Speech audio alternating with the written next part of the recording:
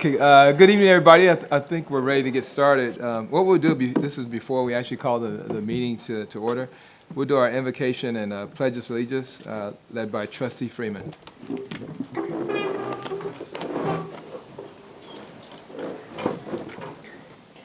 Almighty and merciful God, we ask your guidance and blessings upon this board, students, parents, patrons, teachers, and administrators, as we are assembled here this evening in the common pursuit of this great nation's wealth, our children. Amen. Amen. I pledge allegiance to the flag of the United States of America and to the republic for which it stands, one nation, under God, indivisible, with liberty and justice for all. Honor the Texas flag. I pledge allegiance to thee, Texas, one state, under God, one and indivisible.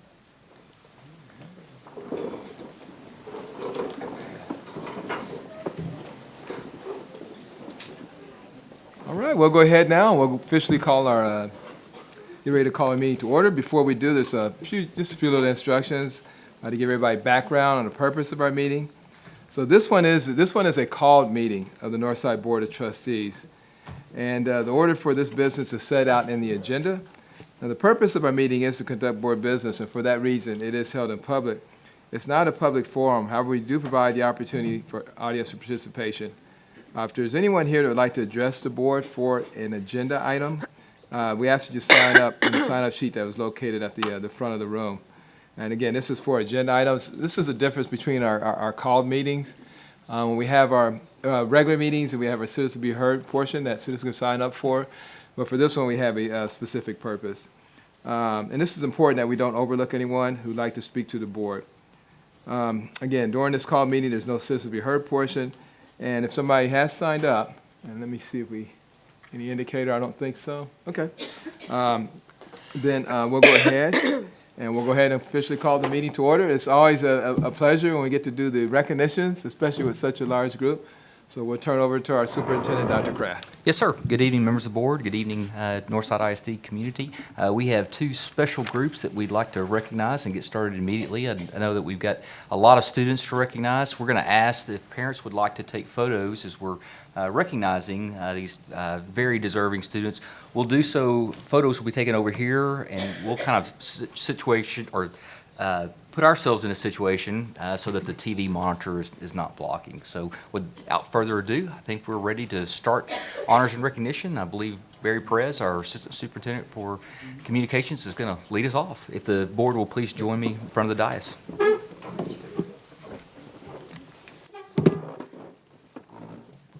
Thank you, Dr. Kraft. As trustees take their place, I am going to give a few instructions for this evening. If you are a parent, or you'd like to get a picture of the honoree, we have reserved the first row to my left so that you can come up and get a better picture of your child as they are honored. Students, if you are being honored, there was a pink card that has your name on the chair. We're going to ask that you bring your certificate up for that picture moment, but please don't forget to bring your name card. You're going to come up and stand to my left. As I call your name, you will go over and proceed through the receiving line. You'll greet each of the trustees. Don't leave. Stay if you have someone who's going to get a picture of you, and then you'll return to your seat going this way on my right. Okay? All right.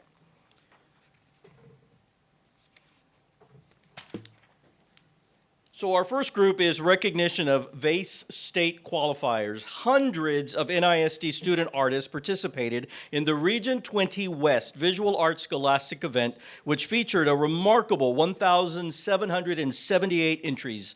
NISD contributed 662 outstanding entries to this competition.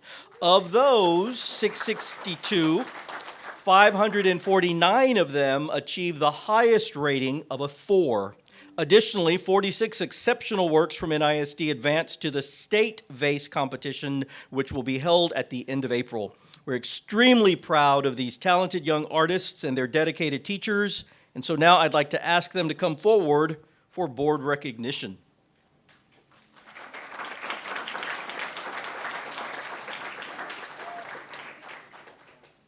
We begin from Brandeis High School, Marion Mack Quimbar.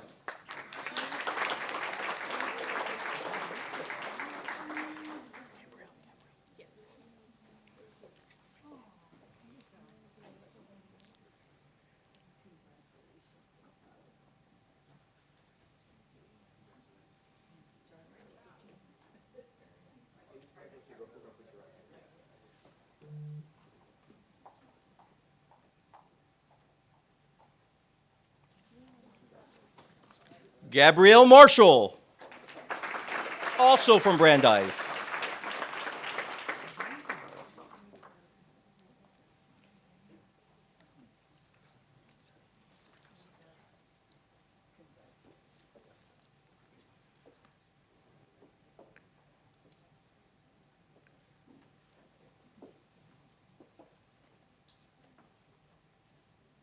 From Brennan High School, Andrew Santillan.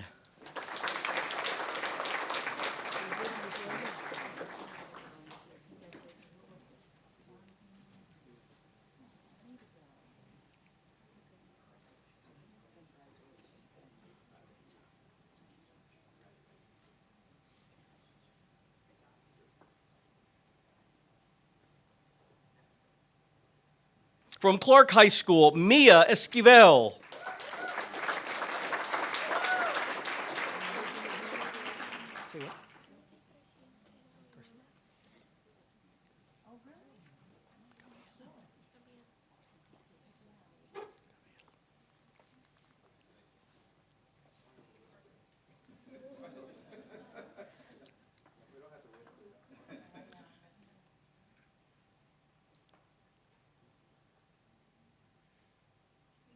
From Clark High School, Gabriel Garcia.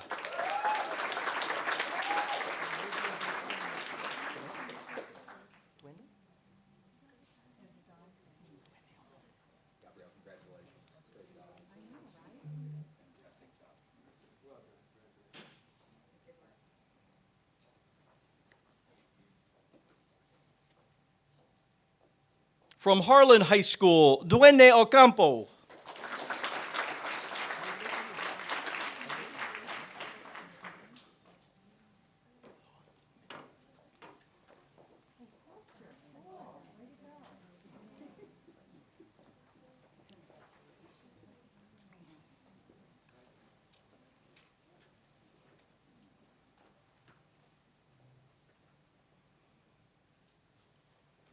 From Harlan High School, Alina Lua Jimenez.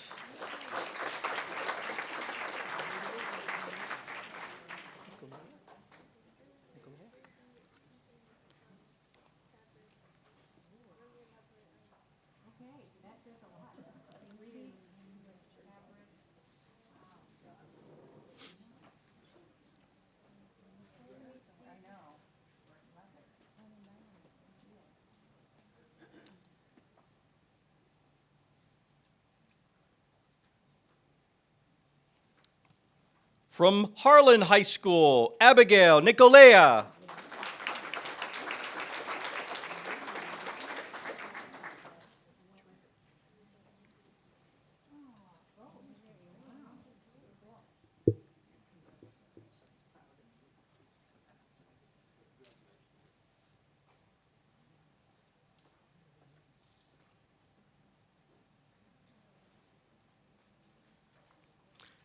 From Harlan High School, Julia Perez.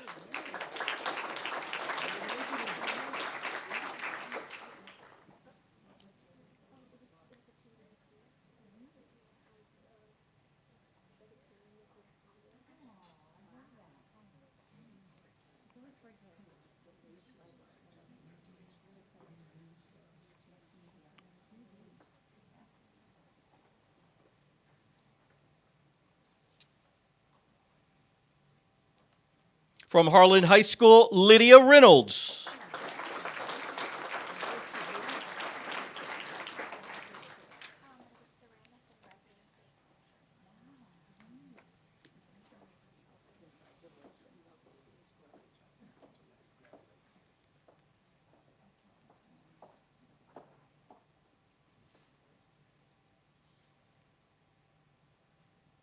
From Harlan High School, Maya Gonzalez.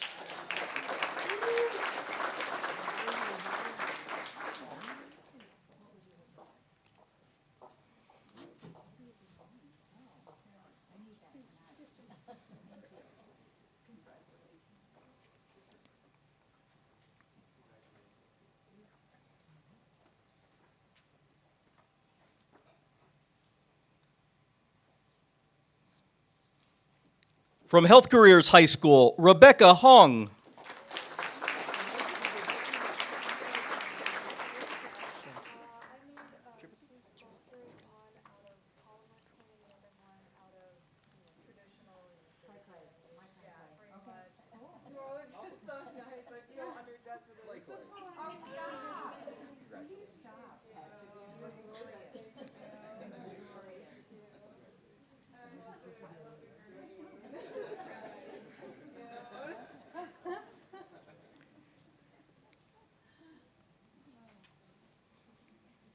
From Health Careers High School, Shansita Tripathi.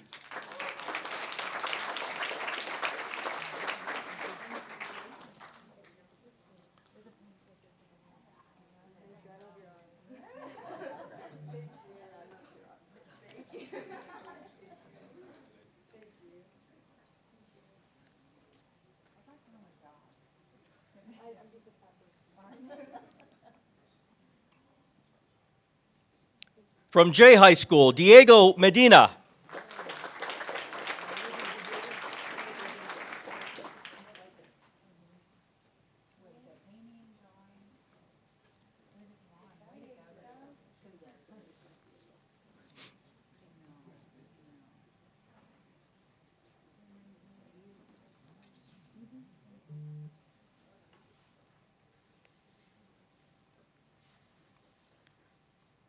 From Marshall High School, Sarah Smith.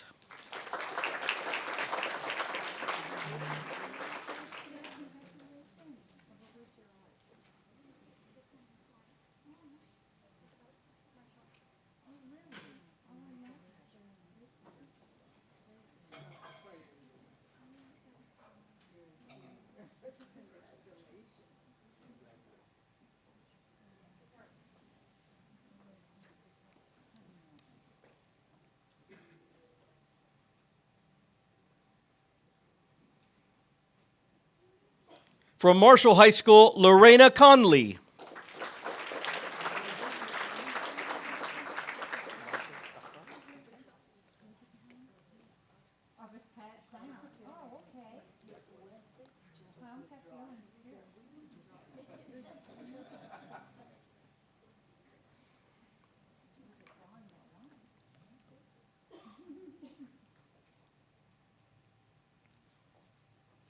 From Marshall High School, Marsha Dakan.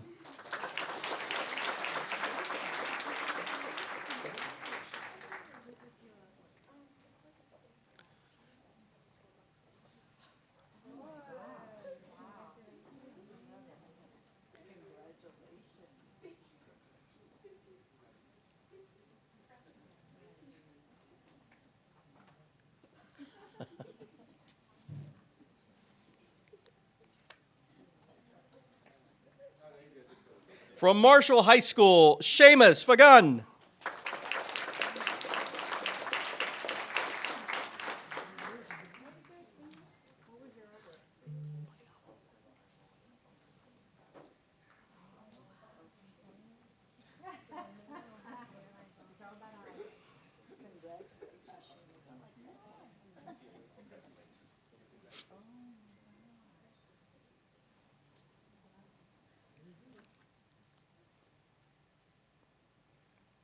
From Marshall High School, Joseph Paniawa.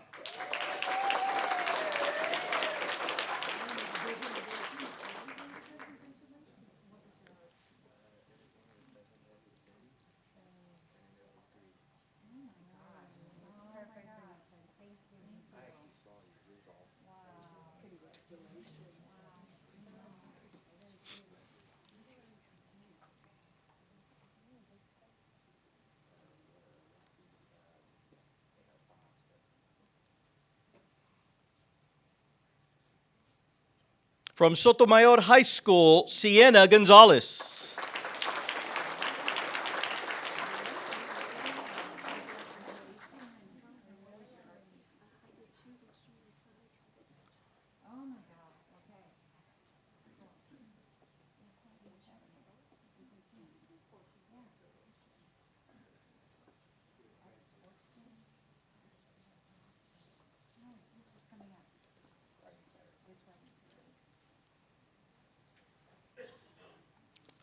From Sotomayor High School, Emma Pittman.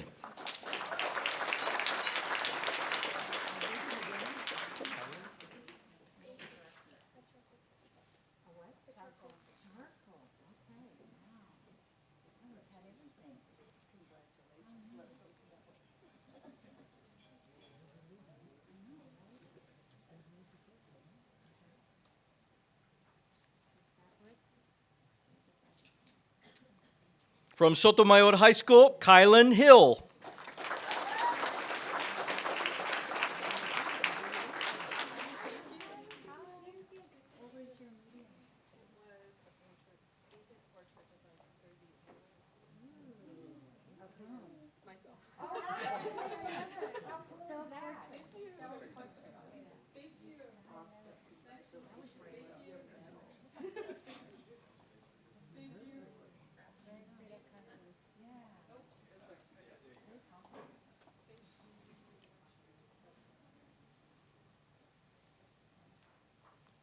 From Sotomayor High School, Ty Barker.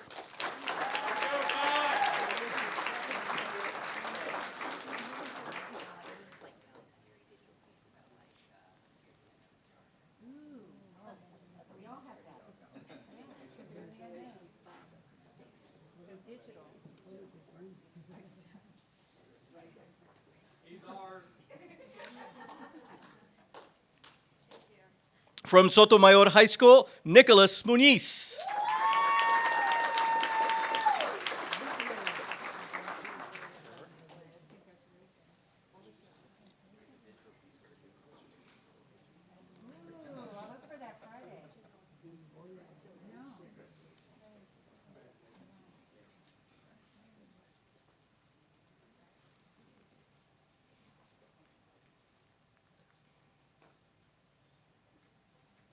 From Sotomayor High School, Emily Frerick.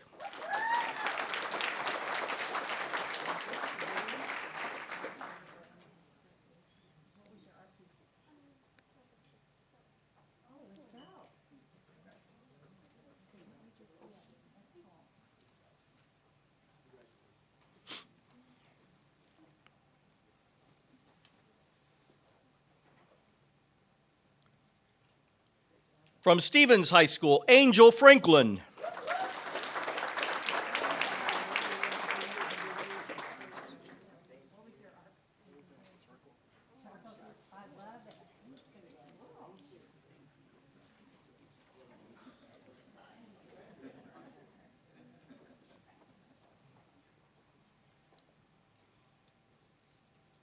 From Stevens High School, Christian Villarreal.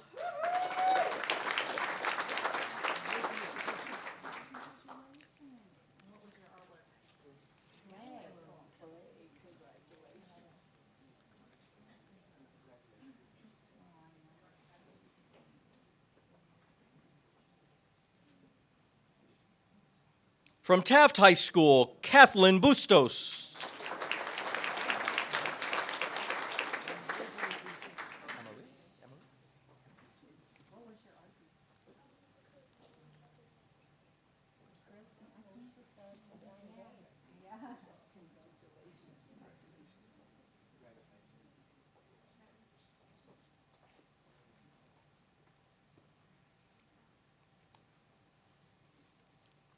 From Taft High School, Amaris Longoria.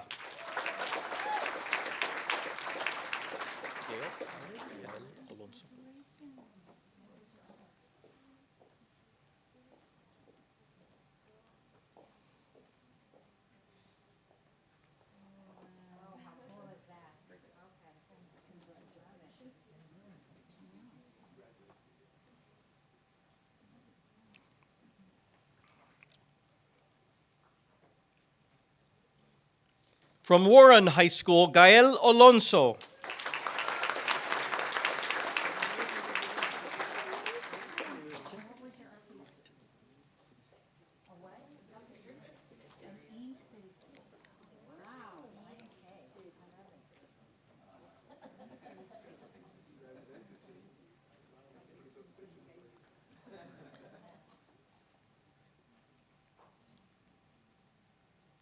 From Warren High School, Jalen Guyton.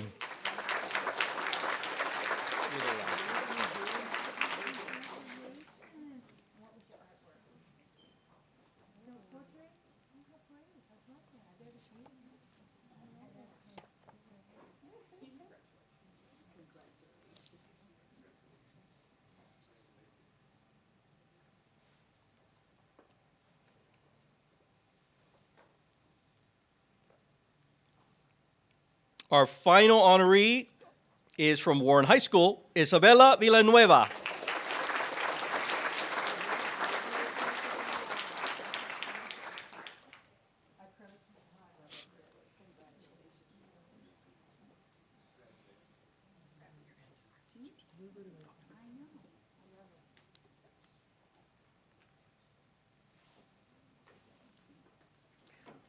At this time, we'd like to recognize all of the staff members who helped these students achieve success with VASE at VASE. That would be the art teachers here that are with the students. If they would please stand and be recognized.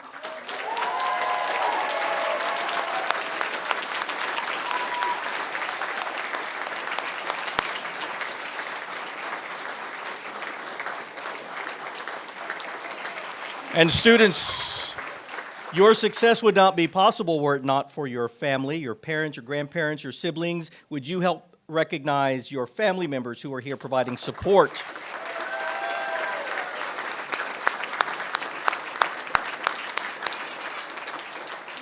Our next honorees are on a roll, literally and figuratively. These young student athletes are part of the Northside Bowling League, which advanced to the Texas High School Bowling State Championships. They hit lots of strikes and spares to win some top spots on the leaderboard.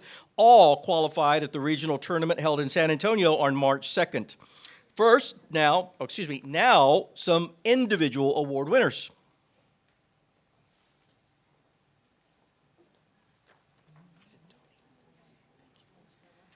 We begin with Caitlin Toney from Brennan High School. She's a senior.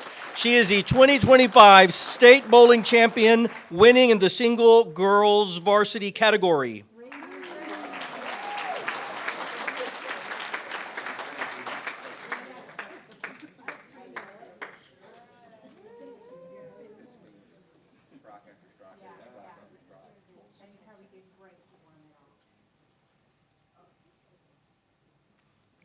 Next are our 2025 state bowling qualifiers. From Sotomayor High School, Will Shelton.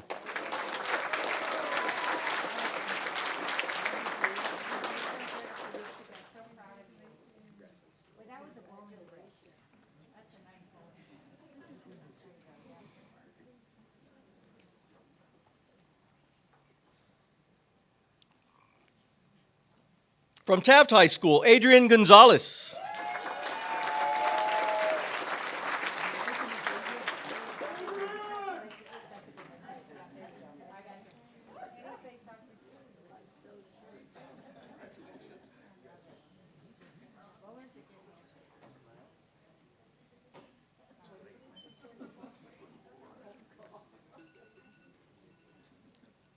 From Taft High School, Aiden Snyder.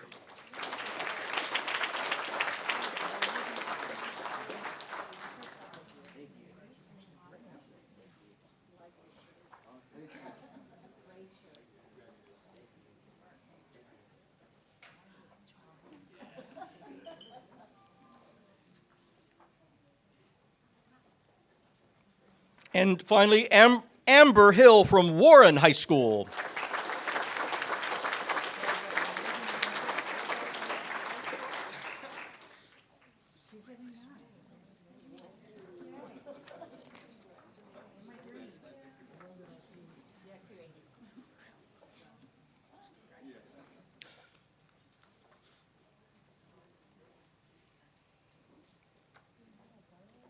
Our next honorees are the 2025 State Bowling Runner-Up group, which is from Warren High School, Atticus Whitmore.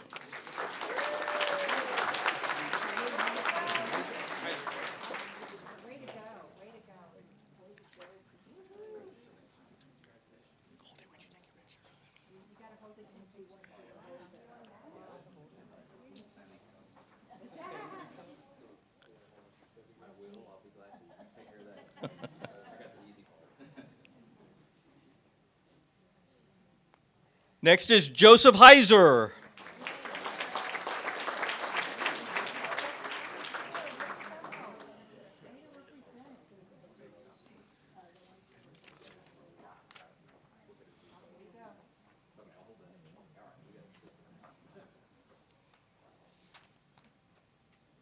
Jordan Moreno.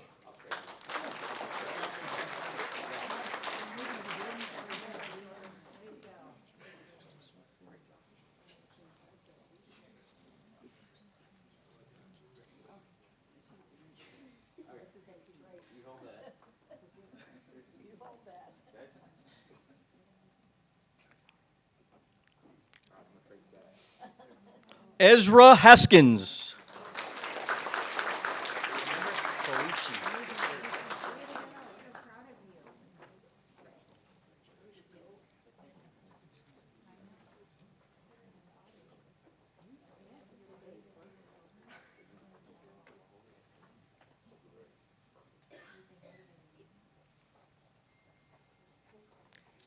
Koichi Smith.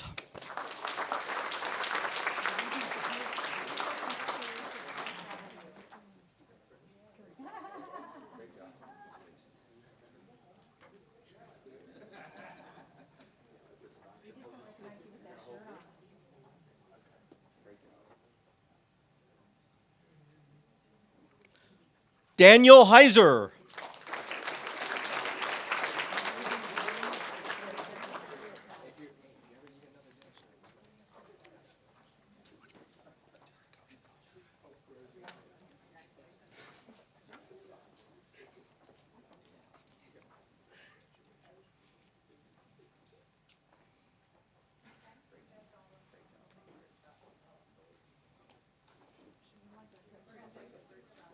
Where we get the group from?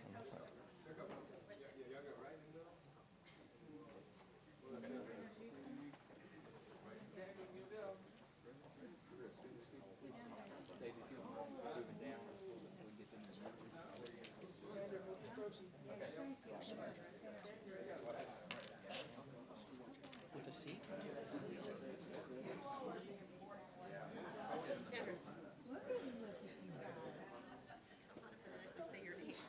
Chandra. Oh, Chandra. Chandra? Yes, sir. Chandra. Never remember to recognize the rest of them.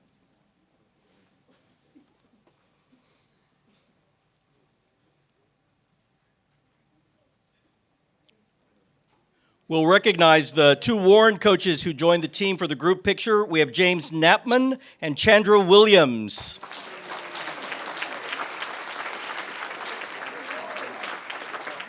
Let's also acknowledge all of the other coaches that are with us today. Mark Valdez from Warren, Rachel Toney from Brennan, James Tate from Clark, Guadalupe Vasquez from Taft, Patrick Cagle from Sotomayor, and the district coordinator, Rudy Davila. If y'all would please stand.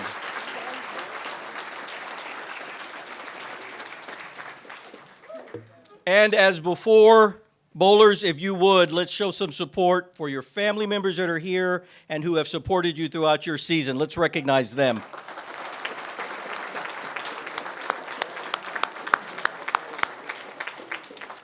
Trustees, that concludes our recognitions for this evening.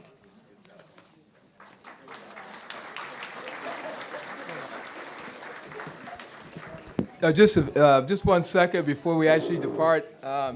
We do want to recognize one other individual, and that's a former trustee that's on this board with us, who actually is the one that actually started our bowling program, and that's Lynn Britton. Thank you, Lynn, for being here. Thank you.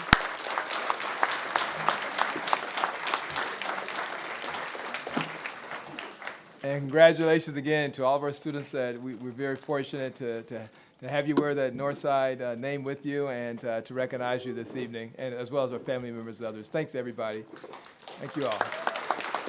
Yeah, y'all talk. We'll talk real slow as y'all slowly creep out of here, so we can get ready for the agenda item. I didn't mean to say creep. They don't want to stay. For the record. No. I have to stay. Y'all have to stay. Yunson. Oh yeah, thank you. Yes, appreciate it. Always forget. Think about that. It's like, All those hands. yeah.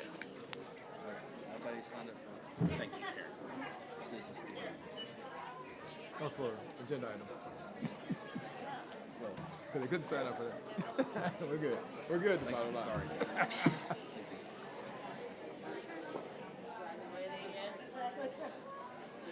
It's amazing how going? Oh, okay.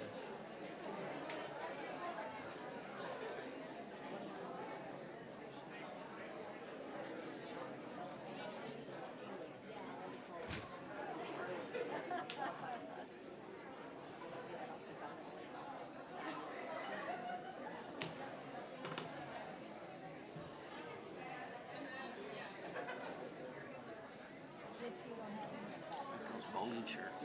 Those bowling shirts are nice, right?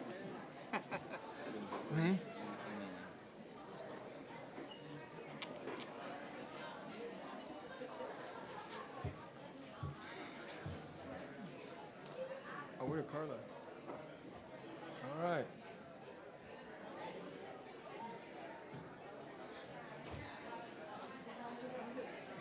Oh, okay.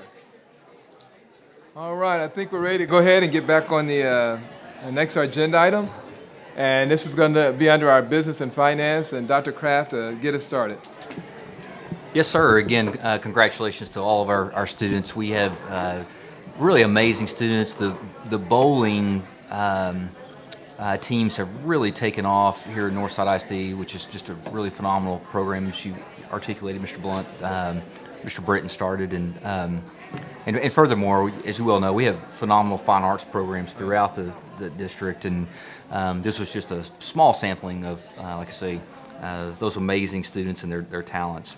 This evening, under Business Finance, we'd like to kick off with the Depository Bank Services contract. This is a contract with Wells Fargo. It is a review, and so if you do have any questions, please let us know. This is for your information, and seeing that we don't have a finance committee, technically, this is part of our finance committee with our budgetary review. We'd like your consideration to look at putting this on the consent agenda for the 22nd, unless there, like I say, is any amendments or a need for changes. So, Megan, I'll kick it off and let you explain what we're looking at. Yes, sir. So we are required to have a depository bank from Texas Education Agency, and this is a requirement so that they can direct deposit into our bank account for our TEA payments, is where that started. And so we are allowed to have a original 2-year contract and then 3 2-year extensions for every bid that we do. If you can imagine, every time we change banks, it's quite extensive to change out all of that information. So we try, if we like the bank, after they've won the bid, we like to keep those extensions going until the next bid process if everything is flowing well. And Tiffany has assured me that it is flowing well. We do get the earned credit for the interest, so we get the fees rebated, if you will, for that earned income that we have come in, and so we would like to extend this contract. It was awarded 2 years ago, so we do have 3 extensions that we can do. This would be the first extension. I'm happy to take any questions, and I know Tiffany has some more information with her if we have questions. Okay. And this one is discussion, as was Yes. stated. Is there any comments or questions on this agenda item? Okay, good. Okay, thank you. I think we can proceed forward, and we'll see you at the consent agenda next time. 22nd? Okay, Okay. sounds Thank good. you. Thank you. Thank you. All right, so we're ready for our next one, our fiscal year. Yes, sir. So as we are working through a very challenging fiscal year 26 budget planning process, which is really a continuation of a lot of hours, a lot of work, I felt it only, again, appropriate to provide some context. As we promised, we're working right alongside the legislative session and really following particularly the school finance legislation as it pertains to what our revenue estimates and outlook will be for the next school year. Before I get there, just as a reminder, again, the ESSER funds that we've been able to utilize to try to really work to help put kids back on track to success have expired. Those funds were expended back in September 30th to be specific. And so while we do have a designated fund balance, this year's deficit budget, which is just north of now $100 million, is going to heavily reliant, year-end audited, on that designated continuity of instruction fund balance. This past week, I think that it's important to kind of track where we were and then what happened as it pertains particularly to House Bill 2.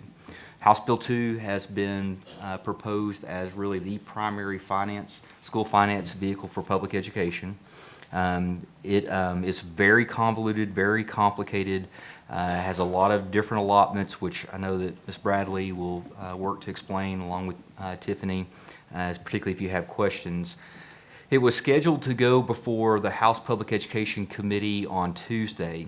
The challenge became very evident that the LBB, or the Legislative Budget Board, was having, and is still having, just actually as of 40 minutes ago, a conversation that I just had with one of the committee members, and getting these runs really scrubbed and refined to the extent of being able to really assess what is the overall revenue impact for districts. So as a result, those runs were not delivered in a timely manner. That hearing that was scheduled for last Tuesday was then pushed to Thursday.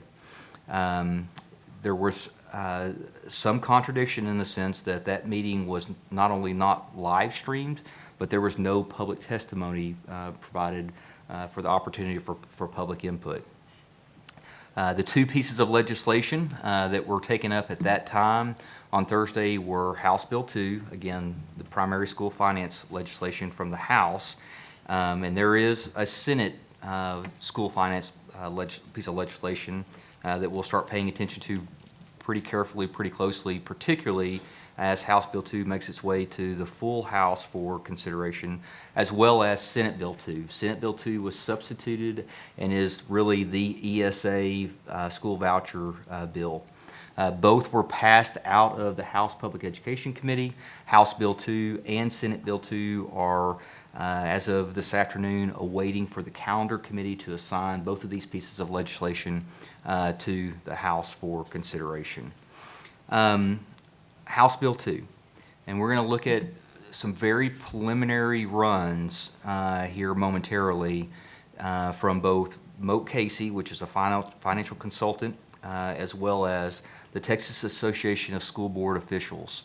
And as we have been working with both consultants, we feel like that we're getting pretty close to what was the actual intent of the legislation, particularly when it comes to the allotments, but then also what we're referring to as a hold harmless provision. And much of the complication that the LBB, which still does not have complete runs, albeit, and again, this is primarily the entity that legislators they rely on to provide accurate information data as to what will be the financial impact, i.e. revenue, as a result of the legislation. So all this being said, the runs that we're going to provide as far as the revenue outlook, potential revenue outlook, are still very, very rough at this point. And in fact, both have indicated to districts, do not use this for budgetary planning purposes yet, because it's just not there. The reality is this, and in my conversations with particularly House Public Education Committee members, is House Bill 2 is not a good piece of legislation. It is a piece of legislation that primarily supports rural and small school districts far more than larger suburban and urban school districts.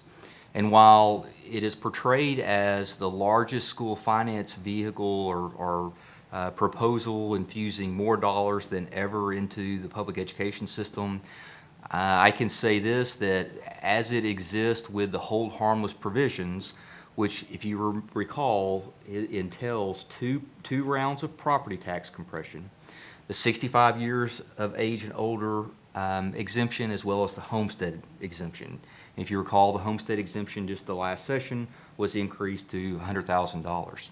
So what this does is it provides an increase to, in essence, the basic allotment or regular program, if you will, but then it charges back a portion of those exemptions as a result. So when you see this increase that Megan will articulate here momentarily, that's not the full story, because districts, like I say, are in essence being charged back for these exemptions that have been previously promised and paid for by the state legislature. That's one of the complications. While, like I say, the allotments are being increased, you really have to look at the details pretty significantly. From Oh, then you got, yeah, trustee Freeman had a question on that. Before we go too much further, so House Bill 2, did it originally have the hold harmless piece in it? It was designed that way? Yeah, so it was, the original runs, as we were just visiting with one of our representatives, had the hold harmless provision in it, but it was being calculated very differently. And that's the devil is in the detail, in the sense that as this was proposed and then has worked through the process, it's morphed, or at least the calculation has morphed. And so as a result, and I'll just go back to this past Thursday, going into that meeting, which it really wasn't quite a hearing, minus the public input piece, it was very evident, okay, the hold harmless provision has problems. I think that there was maybe an intent for it to be fixed before it went before that body of 15 representatives, but it didn't happen. And so when challenged by Representative Bryant, is this going to be corrected, is this going to be fixed, because there is a significant revenue differential, the chairman at that point said no, it will be addressed on the full House floor. So that is kind of the lay of the land as to where are we. Is that provision fixed here in the coming weeks when it finally works through the calendar committee and goes to the full House floor? That's the big question that we're all awaiting. I guess I just wonder politically, perhaps why that was put in place. I know just recently we're certainly in the state of Texas concerned about oil and gas revenues decreasing, maybe perhaps significantly and if that happens, then they're going to have a difficult time with the entire hold harmless piece. Absolutely, and I think that's a very safe assumption in the sense we're all also watching what's going on with the tariffs. I would completely agree that a big part of the $23 billion that this current legislature has to work with could drastically change depending on the state of the economy here in a couple of years. Furthermore, I think that it was also well documented and well articulated the concerns in regards to the sustainability with particularly the property tax compression, both rounds, as well as the increase to the homestead exemption. And so that is a big question as to, okay, are we now really having reservations at the state level about being able to sustain this? And so while, you know, a nice big $500 increase to the regular program or basic allotment looks nice, that's not the whole story. That's not what it ends up, how it ends up calculating. The other piece that has been changed in the proposal, House Bill 2, or committee substitute House Bill 2, is really in and around the change of a 30% increase to, a 30% required distribution to teachers, counselors, librarians, nurses in the form of compensation, which absolutely well-deserved, needed. But that threshold from 30% to 40% of all revenue, not just an increase to the basic allotment. So that's also a pretty significant change that impacts, in essence, the general revenue that we anticipate or will realize having at our disposal, particularly to start working on closing that $100 million deficit budget gap. And so we're still, like I say, following very closely. We're still very much in kind of a wait and see, although as it exists, beyond House Bill 2, and there I anticipate will be a safety allotment increase, but outside of House Bill 2, beyond House Bill 2, there's a Senate bill version of a school finance bill, but it really doesn't address any form of an increase to the basic allotment. There are requirements, increases to compensation school safety, but it does not increase the basic allotment. And so a big part of what we are doing is we're starting to really work to shore up this deficit budget with an approach that we need to try to reduce expenditures across departments at a 10% rate.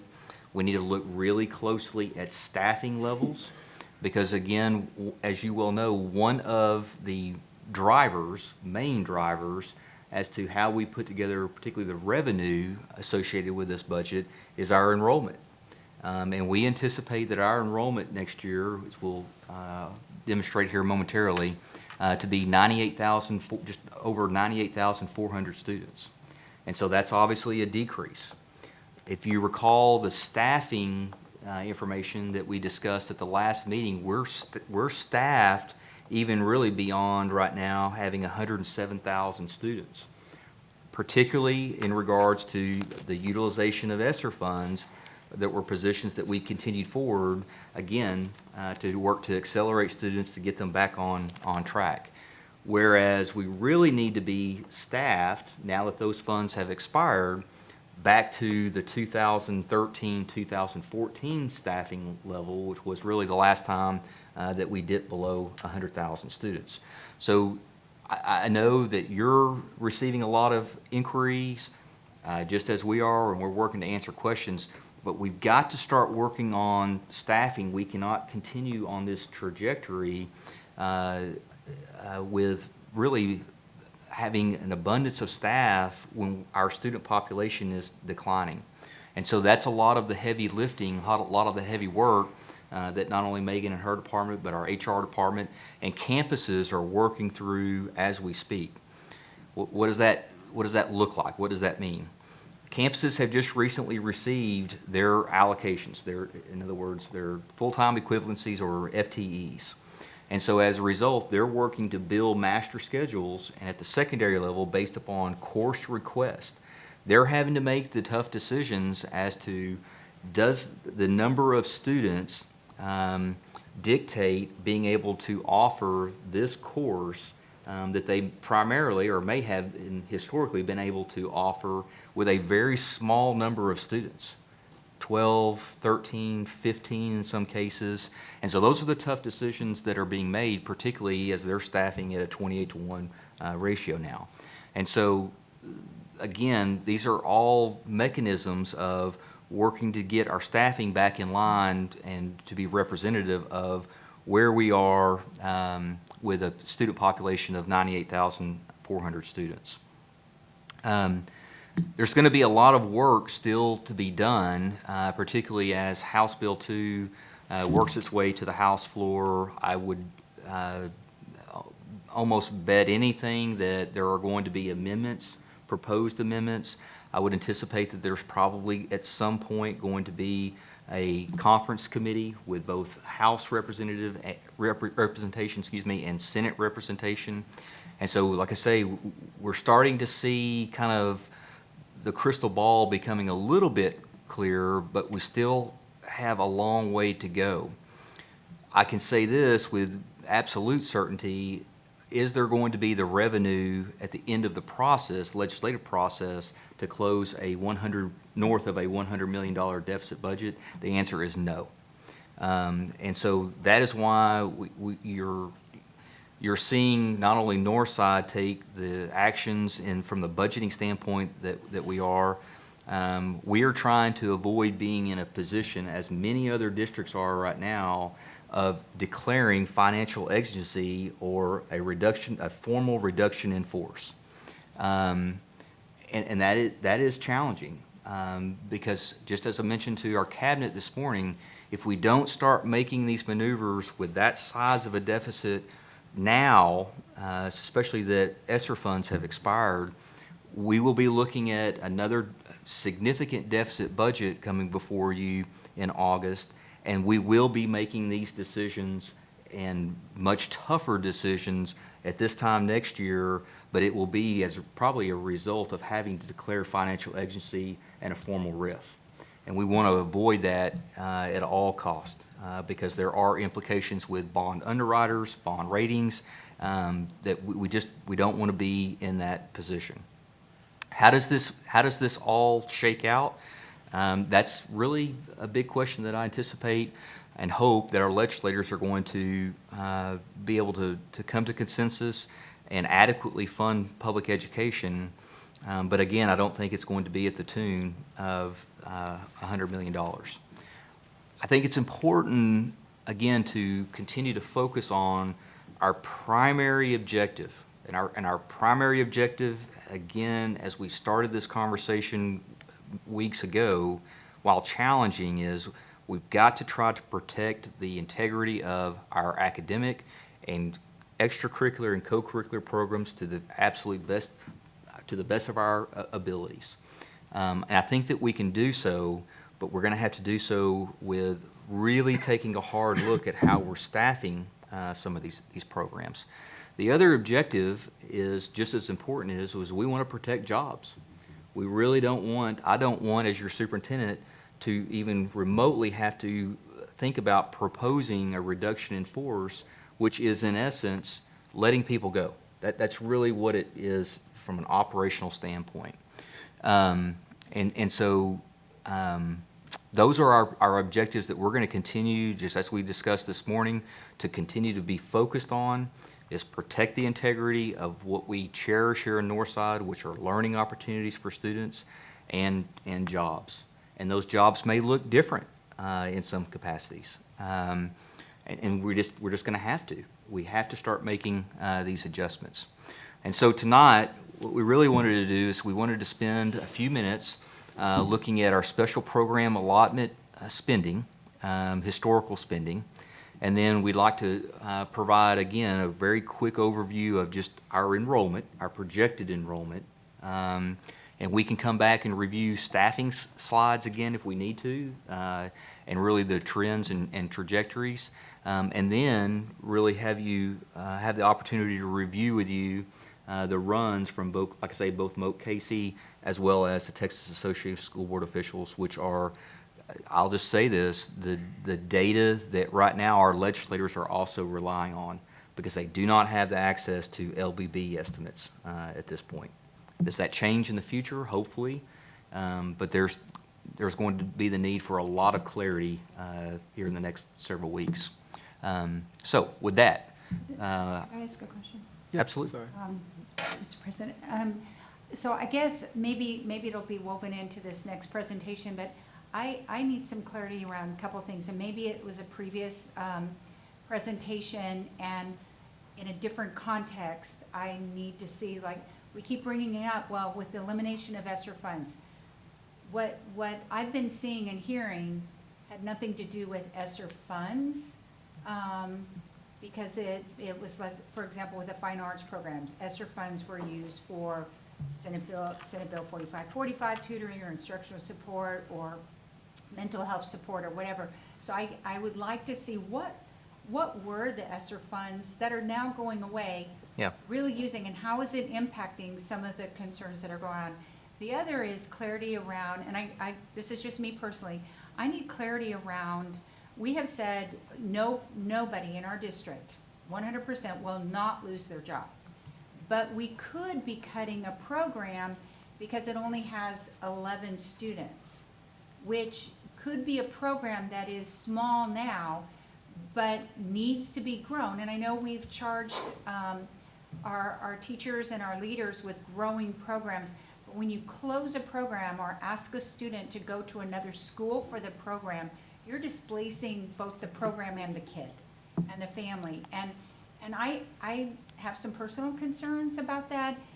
And the third part is, I know we're looking at like eliminating a program. So let's say, and you brought up choir, so choir 1 is now going to have to be stay at the school, but combined with choir 2 or choir 3, so that there's 11 and maybe 13. And we haven't done those are non-traditional ways of looking at stacking classes, because, oh no, choir 1 doesn't go with choir 2, or art 1 does. In order to preserve a program and grow a program at the school where the kiddos want to go, versus a kiddo going to another school, having to provide transportation, displacing them in a community. You know, I get the adult part of this. I'm just wondering what that looks like for the kiddo part. So maybe that's part of this, and maybe it's Yeah. subsequent discussions, or maybe, you know, I missed. Yeah, so we can definitely provide an ESSER fund utilization breakdown. That's not a problem, and you're exactly right. When I talk about the ESSER funds, I'm not, please understand, I'm not correlating that directly to a specific program, but these were dollars that we were able to utilize to hire additional staff. And so I think that, in fact, why don't we just go ahead and go, if we can pull up the staffing, this may be challenging, but if we can pull up the staffing slides and just go to the first slide. And I think that the first slide really articulates very well really the conundrum that I'm describing, in the sense of we've got to break this trend, this trajectory. I don't know, Monica, if y'all can work to pull up that slide. It's from the As far as February board meeting. the stacking of classes, absolutely. And I would argue that that's exactly what our campus administration is being charged to do. But they also have to make that determination within their master schedule and the FTEs that they've been allocated, what can make and what cannot. And these are just tough decisions. As far as the communication of growing programs, that has been communicated. That has been communicated, I know, last year and probably even years prior, that unless this program grows its numbers, it may not be sustainable going forward when we encroach upon harder financial times, which is exactly where we are. And again, I will partially take a lot of this blame, because you recall that last fiscal year, about this time, we were in special sessions. Surely our legislature is going to do something from a public school finance standpoint to support public education. They didn't. And so, if you recall, I also believe that I articulated, if they don't, we're going to be in a position the next year, this time this year, where we are right now, that's going to be really challenging, because with the expiration of those funds, that in large part we use to subsidize our general fund expenditures, it was just going to be challenging. Is there any chance we're going to get that slide up? Okay. Okay. And so I say all this, and I think I tried to answer your questions, Dr. Harrell, that a lot of what is going to be the driver at the campus level in regards to programming is going to be really a result of, are the numbers sufficient to make the class and/or classes work? And those are the challenges that they're working through right now. This slide, again, I think that it is pretty indicative of this trajectory trend line. Again, seeing that 88% of our operating budget is personnel-related expenditures. We cannot maintain this staffing trajectory with a decreased student enrollment. And in fact, even that 101,000 is, as I just mentioned, somewhat, seeing that this was 2023, 2024, when we extrapolate out to 25, 26, you can see very clearly that that number right now is going to be projected to be closer to where we were in 2012, 2013. And so, again, I am all ears. I am open to suggestions as to how we go about working to shore up a $100 million deficit, but we've got to start addressing staffing. It's 88% of our operating budget, and we are trending in the absolute wrong direction, particularly if we see and know that we're really not about to receive any additional, of any consequence, additional revenue from the state of Texas. If our legislators want to adequately fund public education and help us shore up this gap, then we can easily And I say easily, I think there's still going to have to be some corrections made, but we can start a little bit more, maybe subtly, to making these adjustments and corrections, but not with the information that we have at hand. I think that it would be almost indifferent if we were proposing to you that we can maintain all of the staffing and where we are right now, given a dropping enrollment as well as no significant additional state revenue anticipated. And Trustee Hall, and then Trustee Brown, you've been next, but Trustee Hall, go ahead and finish your question Oh, first. okay, so a part of that earlier discussion a couple weeks ago was about possibly having open enrollment generate additional funding. And part of this open enrollment magnet for Northside is not just our fine arts programs, our athletic programs, our STEM programs, our choices at all the high schools. And it's hard, I know, to say, if we did open enrollment, we could generate this many more kiddos in our schools. We know that we've had kids and families reach out who want to go to Northside, and open enrollment would be great, and yet, if we're making, I'm just concerned, if we're making decisions too soon about closing programs, the things that are bringing kids to our district, because I love our teachers. I was a regular classroom teacher. I didn't do theater or art or, whatever, but the things that are really making kids want to be in Northside, culinary arts, all our CTEs, we do a good job with that, but we do a great job with all our choices that we keep saying. We have all these choices and options. We don't need vouchers to impact our district, but yet if we close a program because there's only 11 students versus keeping integrity, to use your word, of our programs, I think we might have a missed opportunity if I felt that there was board kind of positivity around open enrollment. I think at some point in time, when do we just vote on that and say, let's do it and start getting butts in the building? Yeah, so that's a great question. So the open enrollment, not only policy, which is being scheduled for this upcoming policy meeting, is definitely in the works, as well as all the marketing material. It's one thing to say we're open enrollment, it's another to actually advertise and articulate to the general public that we are now open enrollment. So we're going full steam ahead with proposing for your consideration open enrollment. April 22nd, we anticipate working to bring forward a policy for your consideration. But let me explain, and just, again, I'm a realist, and we can do nothing. We can maintain the course that we're on. We will be having this conversation next spring, and it will look very different. It will look very different, because there will not be a legislative session at that point in time, and I don't know where we're going to find the revenue, again, on the trajectory that we're on, to shore up a $100 million plus deficit budget, which is what will be proposed come August, if we don't start making these adjustments. We're not closing programs. We're not shutting down programs, but we are looking at efficiencies, and if the numbers and the students that are requesting the programs don't dictate and drive particular classes, particular programs at campuses, then we may have to, again, to the point just articulated, okay, this program, just like a magnet program, can't be offered at this particular campus, but 3 miles away, it can be offered.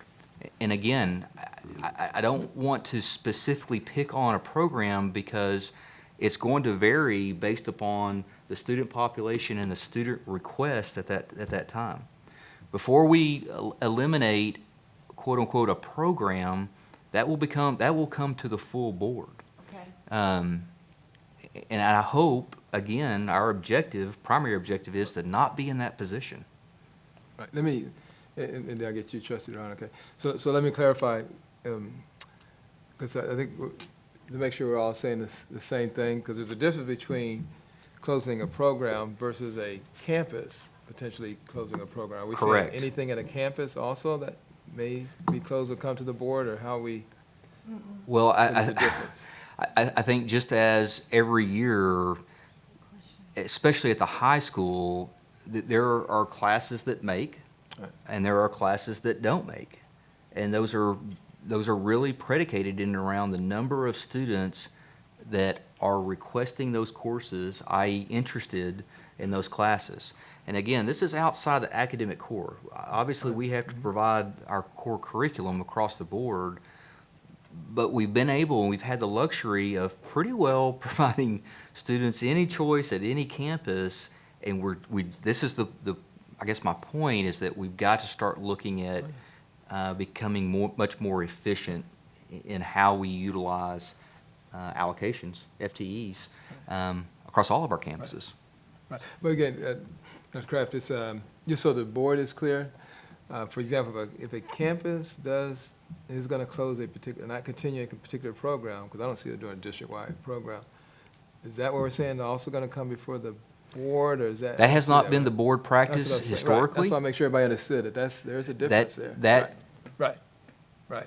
But that's what I could wanted be to- very intense. Oh, I'm sorry, okay, go ahead, trustee Duran, go ahead then. So I know that we've gotten a lot of questions from the community. What can we do? What can be done is, if we were to do this open enrollment, that could help, but the school leaders that are in charge of the master schedule and scheduling these classes to put teachers to meet those needs. But what can teachers do? If you want to stay, what I had to do, I had to get multiple certifications so that if I could teach Spanish and be a coach and do this other thing to stay where I'm at. I mean, we have to start thinking how we can be strategic, right? And so we need to recruit students.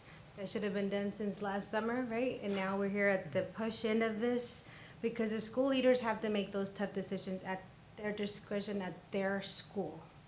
What we can do is help them make this happen if we do all this other stuff like open enrollment. But that can't be done because by ourselves. We need everyone from the students, help, hey, you should take choir, to the teachers saying, you know, A, B, C. I have plan A, what happens if this is not gonna happen for me? Plan B, like start thinking of diversifying your portfolio as a person.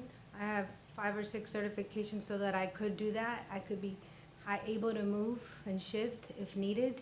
And then the school leaders have to decide what's gonna be best for their campus. And then at our level is like, we don't wanna cut positions, but this is where we're at, and this is where a lot of the school districts are at. So I just wanna know that we're hearing you. Nothing's been made a decision, but what you can do is recruit also. We should have been doing that, and then now, these decisions will have to be made at the campus level, right? Yeah, exactly. And I think that what can be done is, one, we need our legislators to adequately fund public education. That's really, that's number one. And I don't mean to simplify the matter, but that's truly it. Now, does that not mean that we don't need to become more efficient? Yes, we do, because again, we cannot maintain this trajectory that you see before us or behind me. We just can't. And I know that these are hard conversations. These are the hard conversations that most school districts have been engaged in for the last 2 years. We've just been fortunate in the sense that we haven't been quite in a financial situation to have to start having these very tough, difficult conversations and making these difficult decisions. I think the other piece that is pertinent along with this conversation with open enrollment, which absolutely, because what we're trying to do is also not only allow students that live outside of our district boundaries the opportunity to engage in the phenomenal programs that we have, but again, the enrollment projections that you will see here momentarily has no factor embedded as to the effect of what a potential ESA is going to have. And so when I say we're leveling the playing field, if we're truly about providing parental choice, which again, I'm a proponent. We have all the choices under the sun, and then some, I will argue. But we need to put ourselves in a position to be the most competitive. And so my hopes are that while, yes, we're able to offer our programming to students that live outside the district, you know, again, I don't know what the net effect, when we provide a enrollment projection of 98,400 students, I don't know what the net effect is going to be in regards to an education savings account being fully implemented, particularly as it's been proposed and about to head to the House floor, which is truly a universal program. I do know this, that we have almost 19,000 students that live within Northside ISD currently that are attending charter schools. And so I just think that we need to really heed this data and think through how we position ourselves going forward to not only be as competitive as we possibly can, but just to understand that there's going to be these other options, other choices available that we need to prepare ourselves for, not only from a programmatic standpoint, but particularly from a financial standpoint. Yeah, Trustee Hall? I just wanted to make one clarification, based on something you said, Carla. We've told all our employees, while we're making this decision, no decisions will be made for weeks, or, about, you're not losing, well, number one, you're not losing your position. You may not be at the same school, doing the same classes, but you're not losing, you're still always gonna be a Northside employee, right? We are working hard to protect every job. So, no one's going to lose their job. Is that what we're saying? Because I'm hearing that, they're hearing some other things, that I've been told this, and then, you know, when Carla was talking about, well, you know. Through diversifying their- reprogramming, the job responsibilities may be changing, but we are working hard to ensure that we are not implementing a reduction in force. A reduction in force is, you were hired last year, unfortunately, you won't have a job.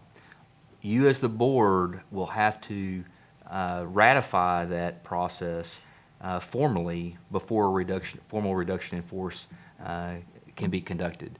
What we are doing is we are working to reprogram to become more efficient. And the ESSER funded positions, they were told, and any grant funded, that these are temporary. These could be 2-3 year positions depending on the grant. The other thing is, and I go back to Bobby's question, I think it's important, I think it's real important that if we're going to close any program at any school, one school versus, you know, you're eliminating it for the entire district, I think it's important to come to the board. We are our schools. If, you know, as a graduate of John Marshall, if I heard that there was a program, I have a different sense because that's a school where I went or where my grandkids were. I think we have personal attachments to schools, and I know this money tends not to be personal. This is, here's the numbers, here's the dollars. I get it, but I think we're in a time where we're dealing with kids and families and programs that really are making a difference in their life. And I know we're talking about 11 kids, but choir is keeping kids, or whatever that it is. It's helping the whole child. It's helping whatever. And our goal is also to grow that.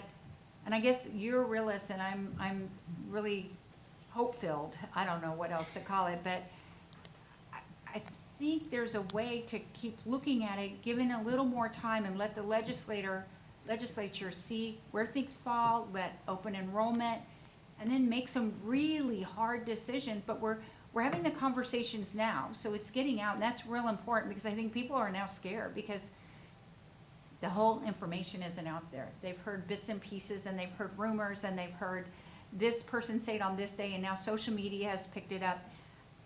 And like, I just feel real responsible because I don't know what the truth is. And I'm hearing it, and I'm understanding it, but at the same time, we don't have all the information, and we're planning for the worst, I get that, and I do the other kind of planning. So, I'm glad there's all of us in this world doing that, but, I'm just real concerned that if we close an entire program at a school and we don't know about it, it's a big deal.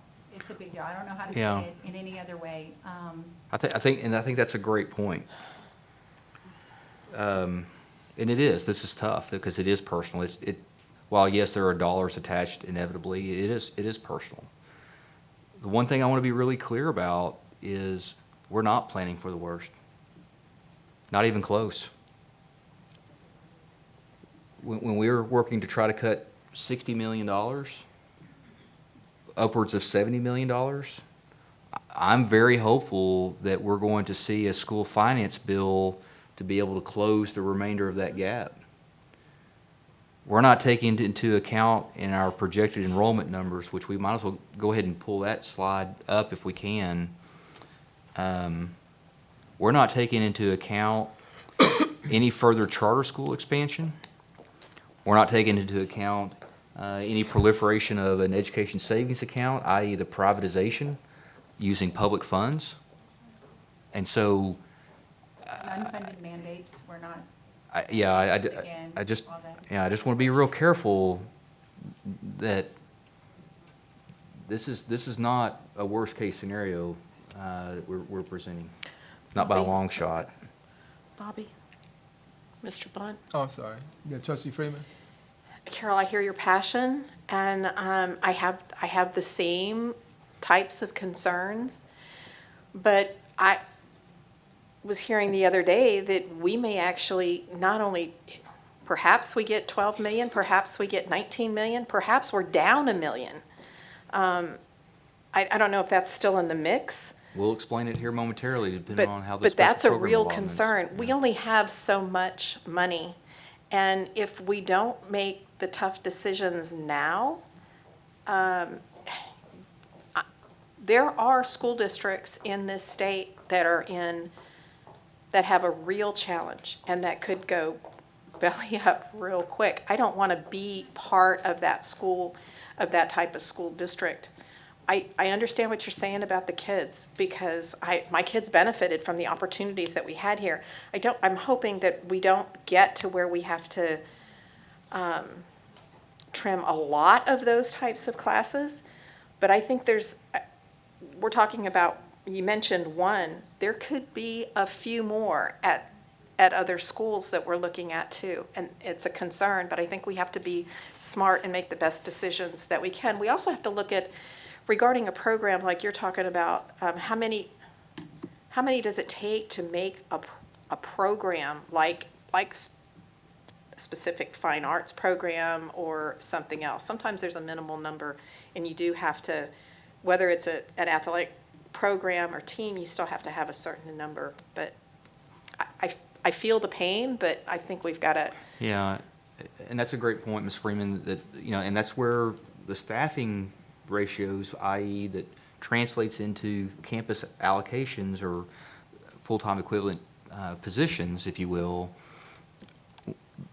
We've increased that threshold where it might have been possible, and I'll just use a high school master schedule, it might have been possible to offer that course if there were 13, but that means somewhere down the road, there's more than 26 or now 28 in that class. Somewhere it equates to a larger class. Here, I was talking about enrollment, but I think that it's important, like I say, to go ahead and we'll just take a look at it. So for this fiscal year, school year 24-25, we projected just over 100,000 students, as you can see. So realized base day enrollment, this is where we've landed. So we missed our projection by 328 students, and I hate to do public math, so please correct me if I'm wrong. No, sorry, that's not right. See, I warned you, 628 students. So next school year, our projected enrollment, as you can see, is just over 98,000 students, 98,500 students. And again, this has no factor that involves any form of an ESA $1 billion allocation in the form of privatization. And so, again, this is the rationale that we really need to look at an open enrollment policy program and really marketing campaign as we're moving forward. Any other I'll pause there. early comments or yeah, trustee Gavetta? I just have one question. Okay, maybe trustee Saldana? Do we know how many private schools are in Northside? Do we have the number? No.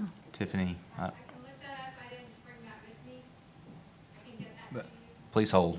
I know that we have over 130 charter schools in Northside ISD to date. Private yet, Arden? No. Over 130 charter schools in Northside ISD. Yeah, now, and I guess related to that question that you had, then I'll get you next, just go ahead. I hate to go historical, but I will for just a second, because it helps understand some of the numbers too. And Debbie may help me out a little bit, or if I recall correctly. I think when our past projections, if we went back far enough, maybe 10 years or so, we anticipated, and I'm guessing, to be honest, don't quote me on it, but we'd be about 120 or so thousand students by now, with our projection being up to 150,000 before we start getting impacted by charter and other type things. So some of that, am I right? Okay. Some of that fits into this context that we're given too, because you've seen that we're gap of a 20-something thousand, so that sort of impacts why staffing went certain ways, et cetera. So that's sort of a context.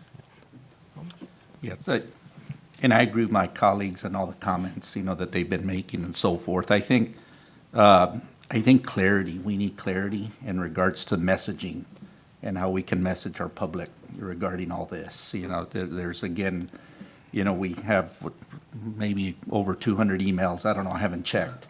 But, how to respond, to the public. And I want to give them clarity. I want to give them a good answer. People who text me, people who email me, people who call me. I want to know what's going on with the messaging factor. I don't know what principals are telling their particular communities. And so I don't know if they check with you before they make any statements to the community, their particular communities, just so that we can all be on the same page and we know how to attack that situation. Yeah, and that's an excellent point. I will say this, over 132 campuses, as they're working through their budgeting process, it's going to be really hard at the district level to communicate whether a class makes or doesn't make. Like impossible. Because we And usually I'm do work master schedule through the summer because students are Right. coming in, moving, and changing schedules. So that's so hard. That's what I'm saying. Like when we have a teacher that we can move from one area to another and be strategic, that helps the leader of that school be able to fill those classes because it's about the numbers and it's a very challenging process. It's not easy. Yeah, and it's become more challenging as a result of, like I say, having to make some staffing adjustments. It's become just that much more challenging.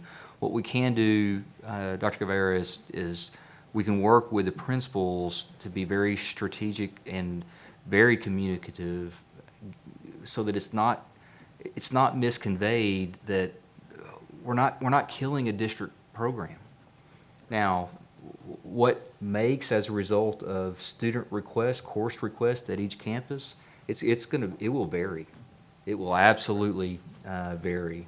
And so we can work, like I say, through campus principals to encourage overly communicating, particularly as we work through this process. But it's going to be really difficult to communicate it from a district overarching voice unless the board makes the decision that we just can't afford to maintain this program going forward. I think that would be absolutely appropriate district communication.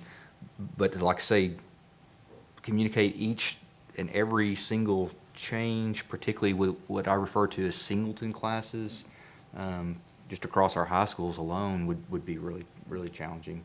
And I'm afraid that we would misstep. Okay.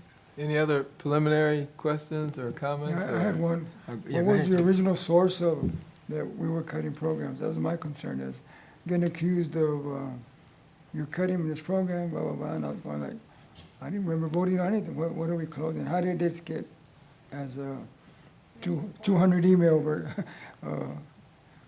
I'm just- Well, yeah, that's a great question. Well, the original source, social media is a very powerful ecosystem. I don't know. Yeah, I'm trying to. And even that messaging morphed into, I think, individuals where jobs were being cut. Yeah, I think. It's not accurate. Yeah, and I think that's where I get in trouble. I think, to be fair to everybody, let's be a little bit careful because this is a budget type discussion. And we did tell some of our folks that, hey, April 22nd, they want to sign up and speak. So if we get to the specifics, which we're getting very close to, I would suggest we hold up on that particular part. And stay really to, okay, the budget portion. Because when we started addressing individual emails and some other things, now we know exactly what we're talking about, and we didn't give them a chance to sign up because we encouraged them to wait till citizens be heard portion. Okay, if it's okay, we'd like to shift gears because embedded within House Bill 2 are increases, small increases to some special program allotments. And so I think it's important, again, as part of the conversation, just as we're looking very closely at staffing, what do our special programs, which entail particular pots of money, if you will, in support, look like? And then how are we subsidizing these programs as a result of general fund revenue, which you can kind of think about the basic allotment, or maybe what is becoming formally the basic allotment. So Megan, I'm going to let you talk through, like I say, special program allotment spending, and then we'll try to answer any questions. Yes, sir. So as Dr. Kraft has said, as we're continuing to review all of our data so that we're making informed decisions and bringing to the board the information so that you can assist in making these informed decisions. One of the things we want to look at is the special allotment spending. So part of a basic allotment calculation goes into these special allotments. So right now, our basic allotment is $6,160 per student. The House Bill 2 that we'll talk about more through this process and the next set of slides is proposed right now to go up $395 is what that dollar amount is. So $6,000 to $6,555. So when your basic allotment changes, it also changes the weighted special programs. So as you know, the special programs that I'm going to show have weights to them that go above the basic allotment. So you take that basic allotment and multiply it by, say, 1.05. So it's a higher weight and funding that would go into these special programs. So what we did was pulled the 2024 audited financials that we're going to look at here in a moment. So know that that's where this data is going to come from that we're going to talk about. But before I look at the actual dollar amounts, I want to show you an example that I've used before of how to explain the allotments. So if you think of a tiered cake, a wedding cake scenario, the bottom portion, the biggest part of that cake, the base of that cake, is our basic allotment and tax revenue. And that basic bottom portion of that cake is intended to provide the basic educational program for all of our students, no matter if they are in a special population or not. So all students get pencils, all students get paper, all students get the basics that they need for their educational program, even if they're in, say, a special education program. So that basic piece is that foundation. The next tier of that cake, the smaller funding pieces, are those special funding pieces. They go on top of the basic funding. So that basic funding goes to everyone, and then if a student is in a population that needs extra funding to help them be successful, that's part of that TEA special program funding. And that's still in the general fund. So, but it's on top of that basic funding.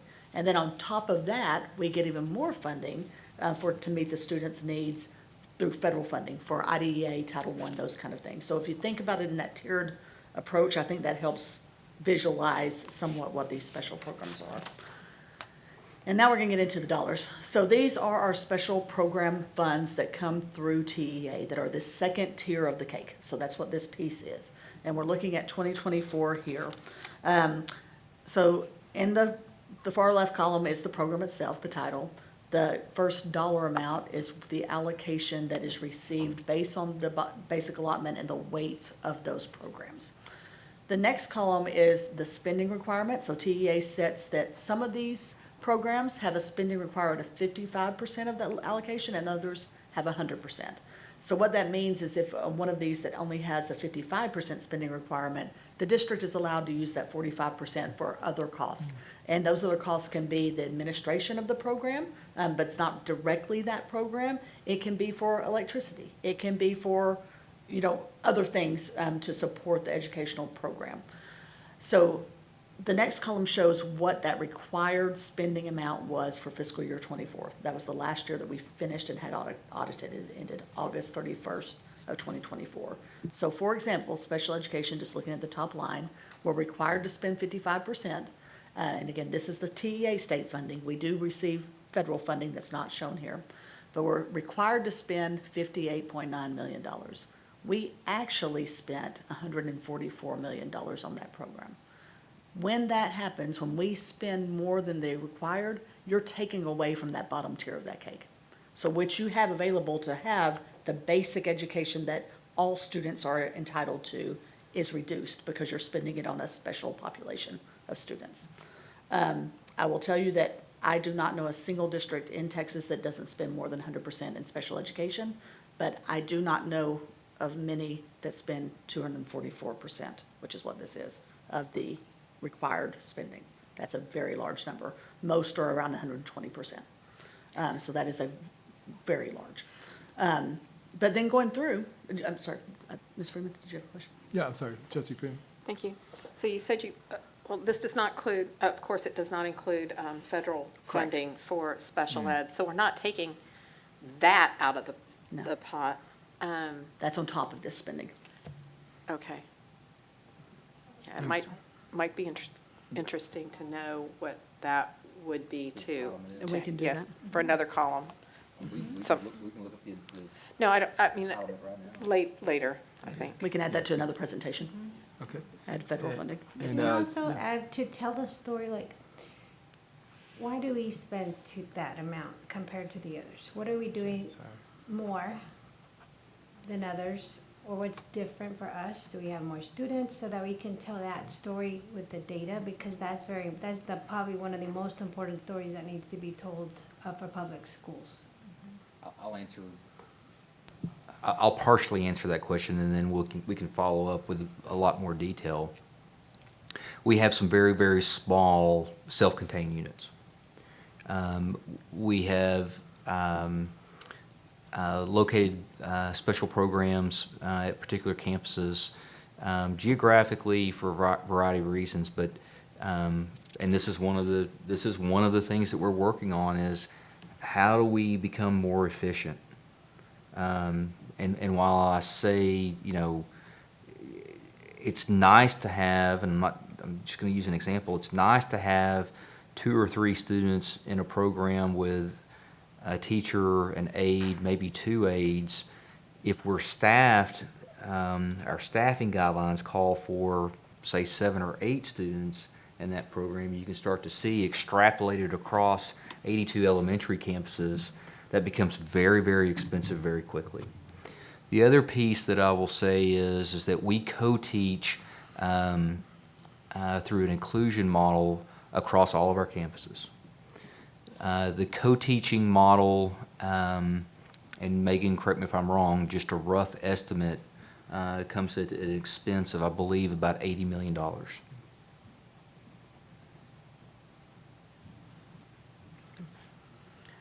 Trustee, I'm sorry. Trustee Hall? No, and Megan and Dr. Kraft, I was trying to do a search for it, but my understanding, and I was talking to a staffer in Senator Creighton's office, that special ed has become a big focus of the legislature, both the House and the Senate, and there is great support right now for whatever sum of money that I'm trying to find to come to districts, to make up for the gap, or to also, so I'm just was I the only one who heard that? Or No, is there that are just- bills out there Yeah. to Yeah, add funding to. But ones that are like really having good support. I mean, it's a statewide issue, it's a statewide concern. Yeah, it's been widely notated that the state of Texas has underfunded special education programming by over $2 billion. There is proposed legislation, and I think that there has been a strong voice in working to try to support additional special education funding. I will say this, there is a vast difference, especially in Austin right now, for what is being articulated, what is being proposed, what is being voiced as a need, and then what is turning into action in regards to the legislation becoming a reality. Yeah, and I'll just, if I can, add real quick on it. The other element to it, and this isn't going to change, the federal government's probably 60% under what they were initially intended to fund for special education, et cetera. So that's one reason why you have to be careful on the state argument, but that's not going to change per se, so we are more dependent on the state part of it. But the other thing I was curious on this chart here, and correct me if I'm wrong, for example, gift and talent was about 7%, if I remember right, that the state actually would funding allocated special education, spent about 10%, and we were running as a district higher than that too. Is that still accurate, or is that not Yes, sir. accurate So anymore? gifted and talented is the last line here. If I may, I'm gonna go back up just a little bit. I'll be real quick, but just looking at state comp ed, career and technology, early childhood, bilingual, dyslexia, you can see those spending is very close in line with the required spending.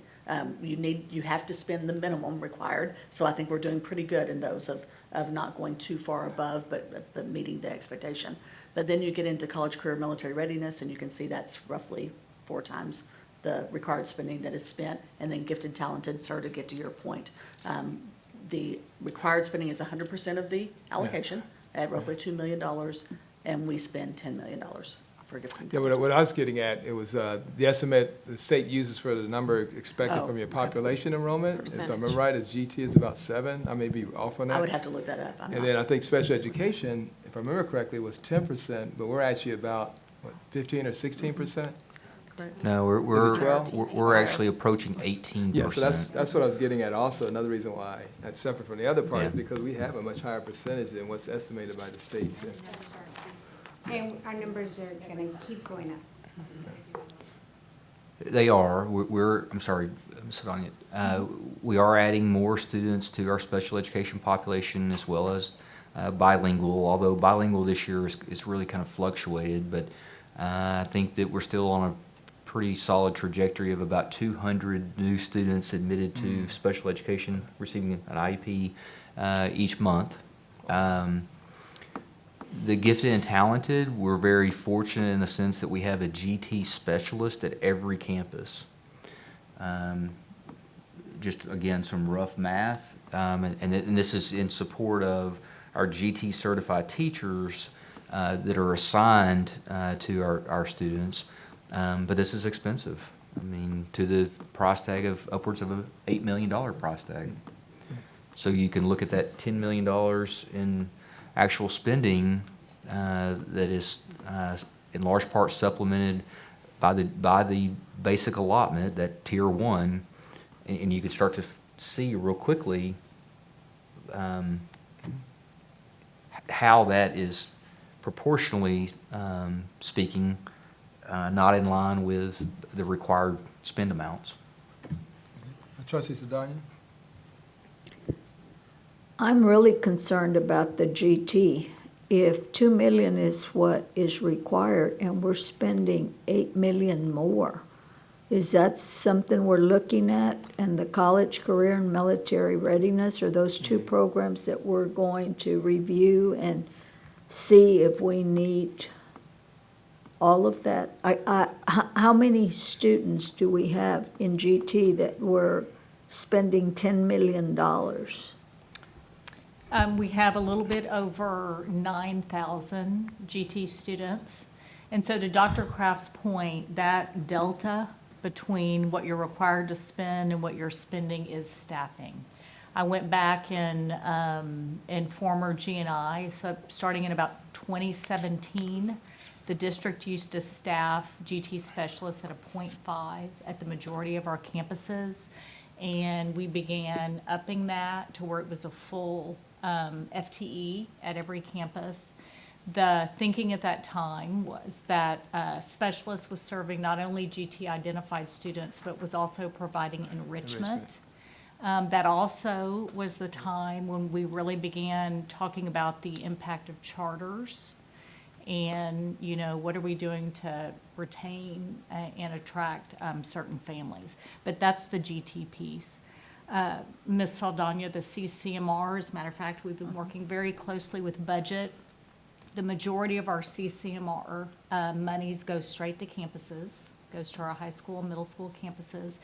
That some of that is also staff.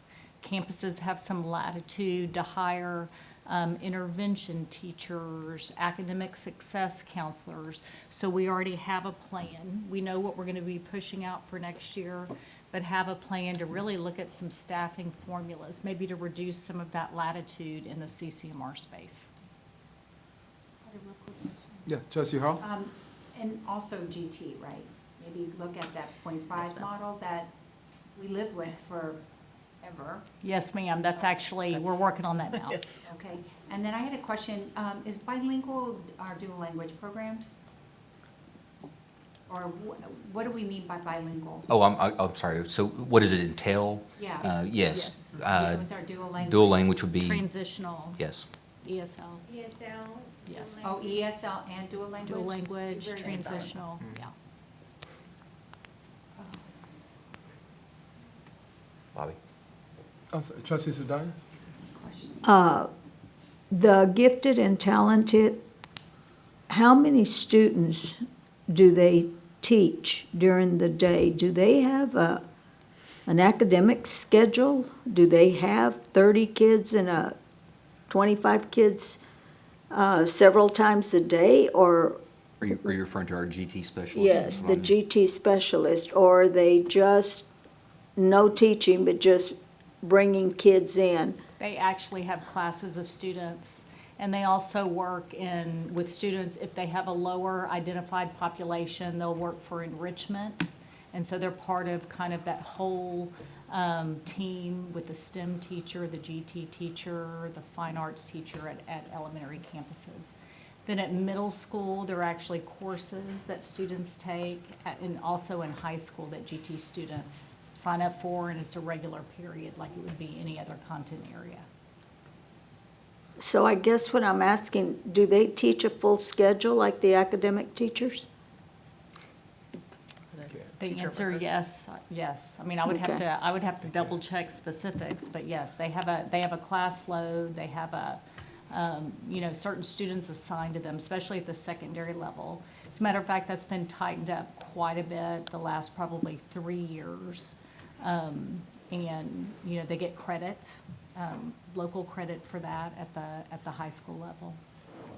But in terms of having I think- 30 to 1, Yeah, I think that's a really good question. Jessica Palmer is with us.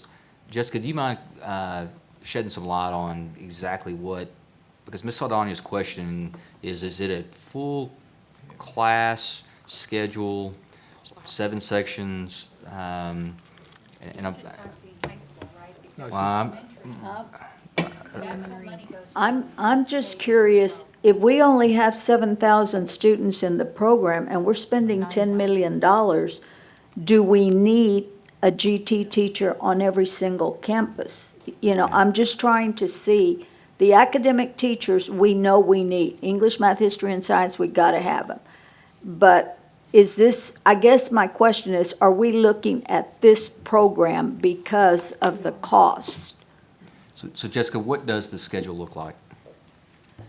The schedules vary at campus based by the number of GT students at each of the designated campuses. And so at some of the campuses, they can have like a block schedule in which they can have those students anywhere from a 90-minute up to 3 hours because of the research projects that the students are doing within the classroom, aligned to the TEKS for that particular grade level. Some might come in hours blocks. Some might have a longer block for 2.5, 3 hours so they can do those research projects.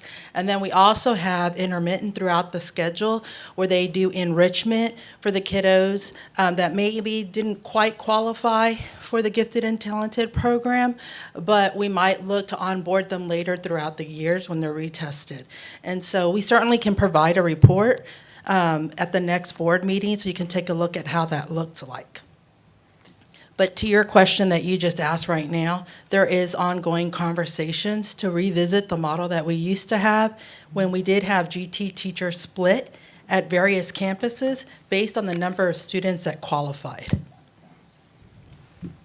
So Did that help we're give you- actually pulling those numbers right now, and to her point, first and second grade students recently tested. Yes, ma'am. So we're waiting for those students to be identified, so we'll have a firmer number. And we're removing any enrichment out and looking straight at GT identified and looking back at the model that we had in place prior to that. Right, and so we have several models in place, but we certainly can share that with Dr. Jordan and the board, so you can take a look at that. We can also show you some hotspots within the district in which we would provide recommendations for some split pairings in the future. And just, Thank you. real quick, what is the, going back to something Carla said earlier, what is the certification a teacher needs to do ISM at high school? I know it's I would have to lean to Jerry on that. I think he's in the room as well. yeah. And then, is the qualification to teach GT at elementary that you've gone through the 30 hours? Correct. So any teacher, elementary-wise, could teach it as long as they got the 30 hours of GT, right? Correct. And then we also provide additional training and professional development for their general ed teacher as well, so that we can make sure they're getting that high-quality questioning and research process within the classroom. Yes. In middle school, then, what would be the certification? And I know we have Deanna here as well, so I don't want to speak out of turn, but I can speak all things elementary, but if you don't mind, I can hand that over to Deanna and Jerry. But before, Yeah, Jerry's got you. Mr. Blunt, before Jessica leaves. Yeah, before you leave. Regarding the question on enrichment, and I heard you say, but I think I know what you mean, that we will do away, you didn't say do away with enrichment. As Oh, no, Jessica ma'am. said, it will be offered within the general ed. Yes. Right. Classroom. And currently, even looking at that enrichment, it wasn't solely for the kids that maybe didn't quite qualify. Right. We have our GT, some of our GT teachers going into the general ed classrooms and providing enrichment for all students. And so that is something that we have benefited from by having the GT teacher at each of the campuses. I just want to be careful with the messaging, that we're not taking away enrichment either. It will be offered, it will still be offered No, ma'am, with the right. general ed. Prior to going to one GT teacher at every campus, even with the split pairing, we were able to implement a schedule that provided the GT services and enrichment in each of the classrooms. And so we helped design that with them. Thank you, And that's in conjunction with Lori Gallegos as well. thank you. Good. Thank you for Thank you. adding that explanation of enrichment, because I was going to say, okay, thank you. Yeah, I didn't have my counterpart here, but do the best that we can. Well, I was All going to right. say, you probably noticed that the pack of wolves were starting to migrate towards the front of the room, so you'll just calm down. Everybody gets a piece of the microphone. I can speak to it. All right. I'll hand it over to secondary. Yeah, Dr. Carl, for middle school, it's not certification specific, they just need their GT hours. 30 hours. Yes. So Yep. it could be an English teacher doing it, or a math teacher, or a PE teacher. I'm just thinking, looking at repurposing, like if I don't have a full schedule, I could also do GT, right? Instead of eliminating a program or moving Yeah, kids. absolutely. Okay, Yep, perfect. thanks. Yeah. Pretty much ditto for high school. So the luxury of high school is they do have a certification, so if they don't have a full GT schedule, then using Deanna's example, they can teach a couple English sections, for example. Gotcha. And high school, it's graded, middle school, it's graded, but elementary, it's not graded. Right, right. So elementary teachers aren't grading GT grade, okay. Yeah, so middle school has the course, the innovative Yeah, thinking course at right. 6th, 7th, and 8th, right, yes, ma'am. And it has its own teams. And then high school is GT1, GT2, and then ISM. And then heaven. Any other? I have a comment. Yeah, go ahead. The totals on the state revenue allocation versus the spending, is that a plus or a minus? I'm trying to do the math, it's a lot of numbers. It doesn't show the Oh. totals on the Percentage, state revenue allocations, is what, 107. totals?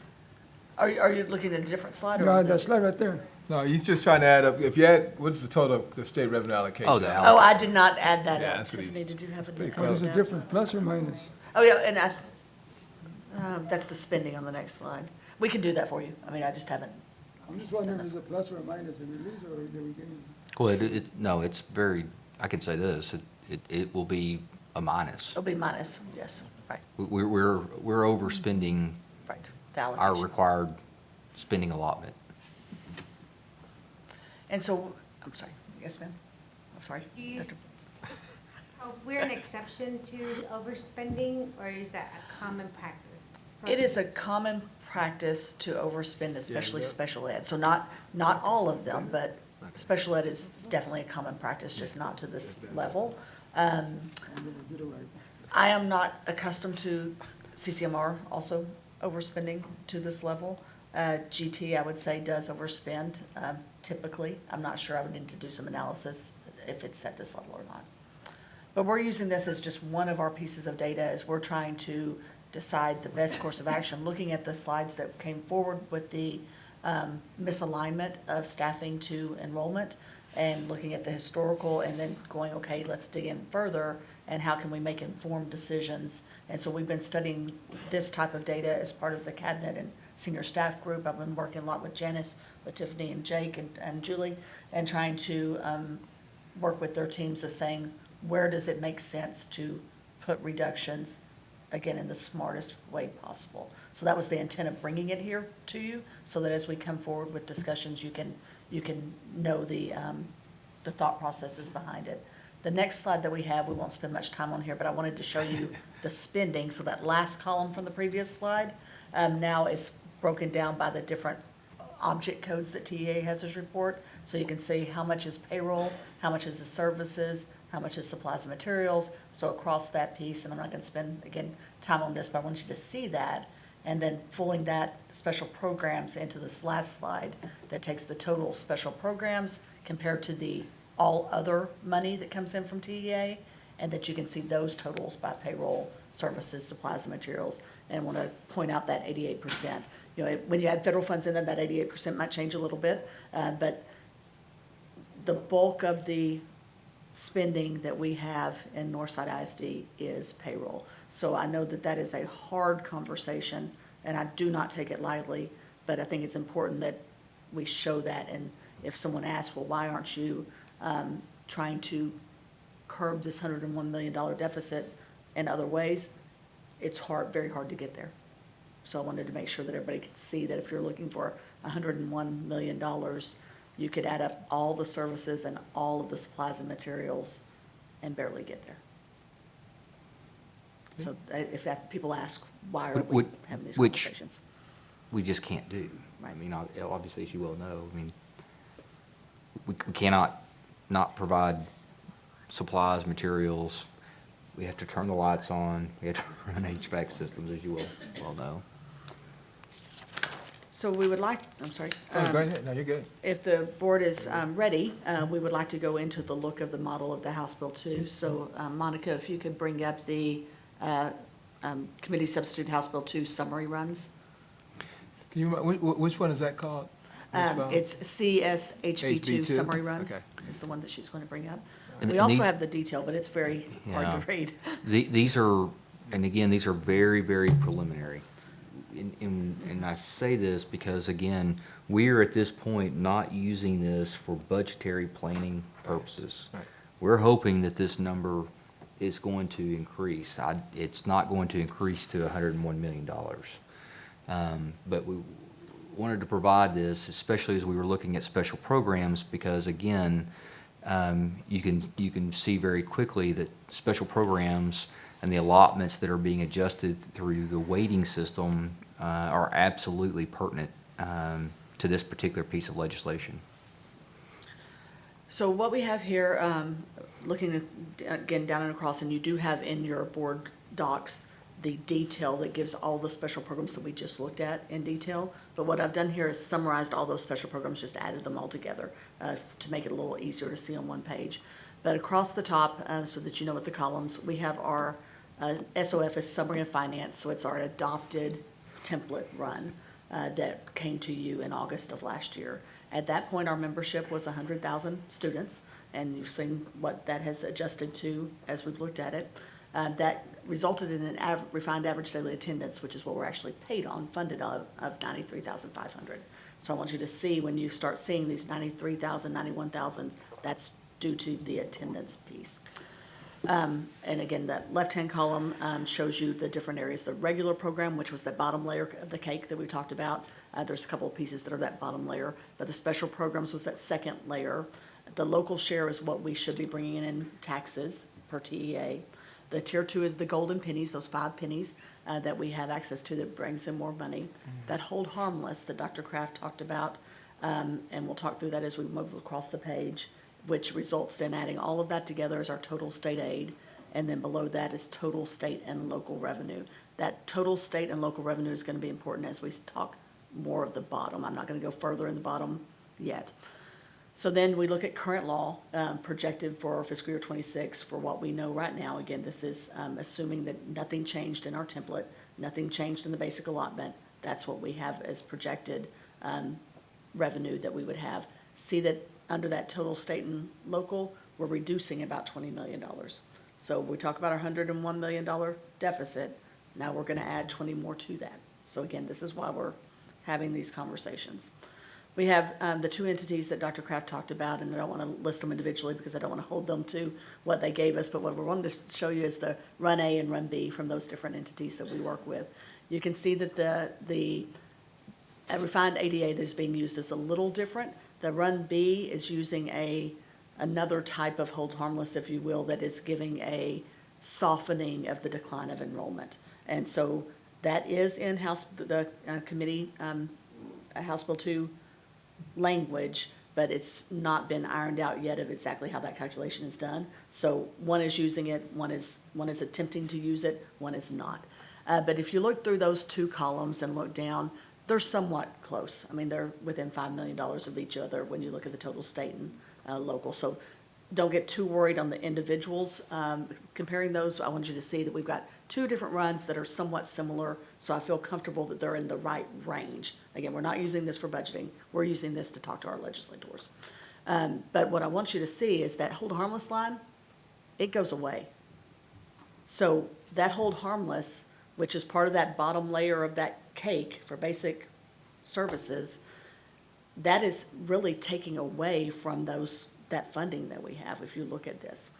So you can see the difference columns, which is the G and H, the projection versus Run A and the projection run versus Run B. Those are the variances. So now I'm going to focus down on the bottom right. So you take under current law, if we were going to have an increase to the basic allotment, what the law said is that whatever that increase in the basic allotment was, which we know is $395 per ADA here, you would take that, and that 30% of that would have to be used for pay raises for the teachers, librarians, and nurses and counselors. That's what's in current law. What is in the committee substitute for House Bill 2 says you're going to look at your total state and local revenue per ADA compared to the prior year to the current year, total, including your special programs. And you're going to look at that, and then you're going to take 40% of that, so a much larger number that will go for raises for those 4 groups of employees. I am definitely not saying that they don't deserve that. They do. However, if you look at this model, it just doesn't work, because if you look, the 40%, Chapter 48 is what that revenue is called, the total revenue gain over the prior year that it would be required for pay increases. Under Run A, it'd be 17 million. Under Run B, it'd be 16 million. So again, in line for estimates. But looking above that, other those other two lines, the change in special program revenue is great. It's good increases because it is the weighted change with the basic allotment. So under one scenario, 30 million, another scenario, 27 million. That's wonderful. But our change in non-special revenue, special program revenue, like we were talking about before, that bottom layer of the cake, it's only a possible 4 to 14 million. It doesn't give us enough to pay for those pay raises. Now, I've been talking to the people building these models, and they said, well, that's not quite true, and I want to be fair to them, that some of the teachers and librarians, nurses, and counselors would be in some special programs. You have special ed teachers, you have bilingual teachers, you have CTE teachers, that their pay raises would come out of that special program. That is true. But your regular education teachers, there's not enough money to pay for those pay raises. So we could have to cut further to give raises under this scenario. And I do not believe that was the intent. And that's part of the refinement process. And then again, like I say, and it's all interconnected, working through the hold harmless language. And really, it's the interpretation in the bill cleanup. If this comes to fruition, and that's a big if.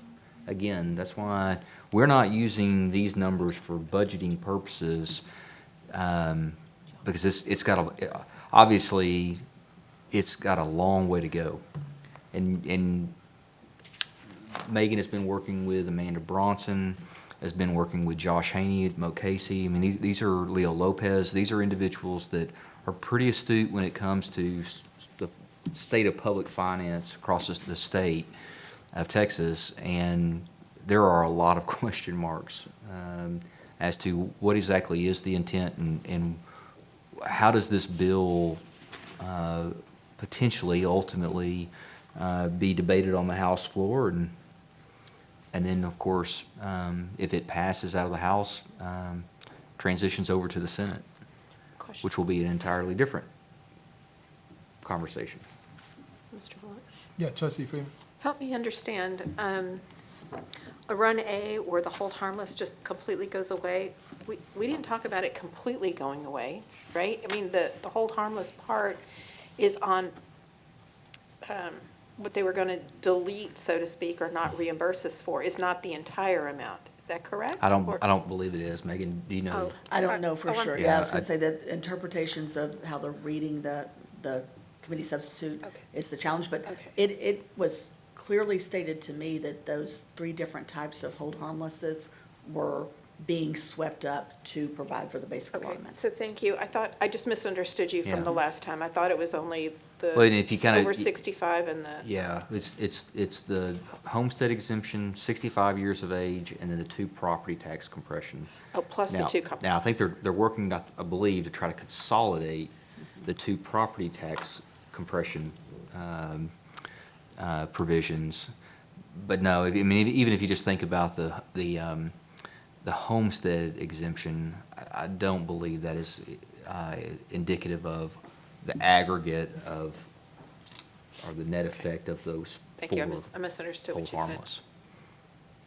I had a quick question. Megan, when you were talking earlier about the 40% out of the basic allotment, is there not a separate bill that Creighton has, like Senate Bill 26, that is in addition to this, but here's teacher retention, that only for teachers, not the four? Yes, but ma'am, there only is. teachers, the 5-year, 10-year, whatever. And I know we can't, that's still out there, right? Have we heard anything that's, they seem pretty, the staffers seem still really pretty positive that that has a lot of momentum, like the additional special ed. And I know they probably would because there is, in his domain, so to speak, but that could possibly impact in a positive way. And it's still out there, It's, so it could get legs and move, but I haven't seen Yeah, anything on and it that's a very valid question, and it's a question that was just asked just this afternoon. Is the Senate Public Education Finance Bill better than what the House is proposing with this committee substitute House Bill 2? And initially, I laughed, and then I had to start thinking about it. Because it actually may be, even though it's providing no additional revenue through the vehicle of the basic allotment. So I'm having to just really think about how could that be? But it could be, based on the information that we're providing at this point in time. Now, again, there's a lot to work through. There's still a lot of runway on both. But I think it's important to kind of understand the why we're starting to have these really difficult conversations about our reeling in our deficit budget as much as we can, knowing that it's going to take some time. And again, the objective, I want to be real clear also, is not promising to bring a balanced budget before you in August. I'll be completely frank and honest. I don't think that we get there.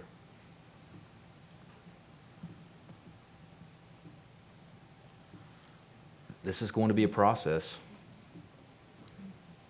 Any other comments or questions, or did we cover all the areas? I did just have one final one, once we do. I do want to point out that, because if you go talk to legislators based on this information, we do have declining enrollment. So when you look at that non-special program not growing much, when you do have declining enrollment, that does cause additional problems there. So I don't want to make it sound like it's all in the legislation. Part of it, the challenge is related to our declining enrollment. And I also want to echo that there are some efficiencies that we really need to gain. This is not all purely a function of lack of legislation and/or legislative intent with what's being proposed. I will say this, that if you really look at, since again 2019, has public education across the state of Texas been adequately funded? Not even close.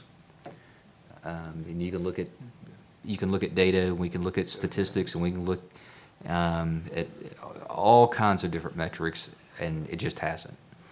I will also say this, that just as I articulated with our cabinet, I am confident that in Northside we are going to, again, take care of programs. We're going to take care of staff. We're going to ensure that jobs are retained to the absolute very best of our ability, not just this fiscal year, but thereafter.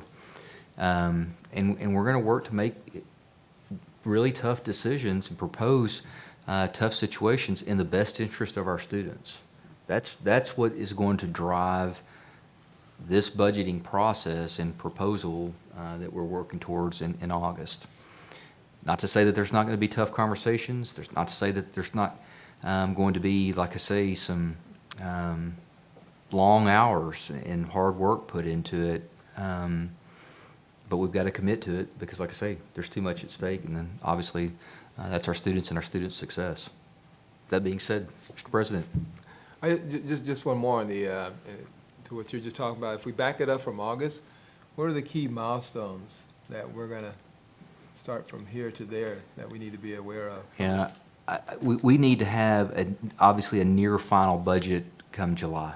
Mm-hmm. And luckily, this is if there is a silver lining, luckily we are not a July fiscal year, as many districts are. So we have the luxury of having a little bit more time, i.e. August 31, to propose and for you to consider passing a budget. So we're going to, again, continue to work right alongside the legislative session. Just as we have, I think that it's going to be warranted that we probably have a monthly called meeting, which would typically be a finance committee meeting, but a monthly called meeting, and again, not only to provide follow-up to questions and information, but also because this is going to be fluid. as things change and as we really get into the refinement, there's going to be a lot of things change. One of the also big questions that will come of, I guess, probably what, the next 2 months, Tiffany, is preliminary values. And right now, I'm hearing different versions as to what we can anticipate from a property value growth across Bexar County. I've heard maybe 3%, and I've also heard 0. And so that also is a big driver in regards to revenue projections. So to answer your question, Mr. Blunt, there's going to be the need for monthly finance called meetings, but then also probably updates at our regular meetings as well. Good. All right. So this one was scheduled for a discussion. I think we had a very good, thorough discussion, so appreciate everybody that's here to help out with that, okay? And as always, board members, if you have any questions, please let Dr. Kraft know, okay? Well, yeah, just keep Dr. Kraft informed, and remember, we'll be having these on a monthly basis, okay? All right, so I think we're ready to go to our final item of schedule for this evening, the resolution acquisition of property by Medina County. Yes, sir. As you recall, Medina County approached us and had a presentation in regards to their need for, to accommodate the growth. Their current appraisal district offices are insufficient, and so this item, which you have before you in your board docs, is the actual resolution to accompany. They did have the opportunity to visit with all of the taxing entities, and so this is for your consideration, like I say, to support their efforts in expanding their office space as a result of the growth that they're experiencing. Yeah, hopefully the board recalls that conversation on the prior. Is there any questions, comments from the board? Okay, do we have a motion to come before the board? So moved. We have all right, so it moves second. Any further discussion? All right, now it's been moved and second that we approve the Medina County Appraisal District purchase and renovation located at the address as specified. All those in favor, I'm sorry, the resolution, all those in favor signify by stating aye. Aye. Those opposed? Good, motion carries. Good, I think that completes it. Thank you all, thanks everybody.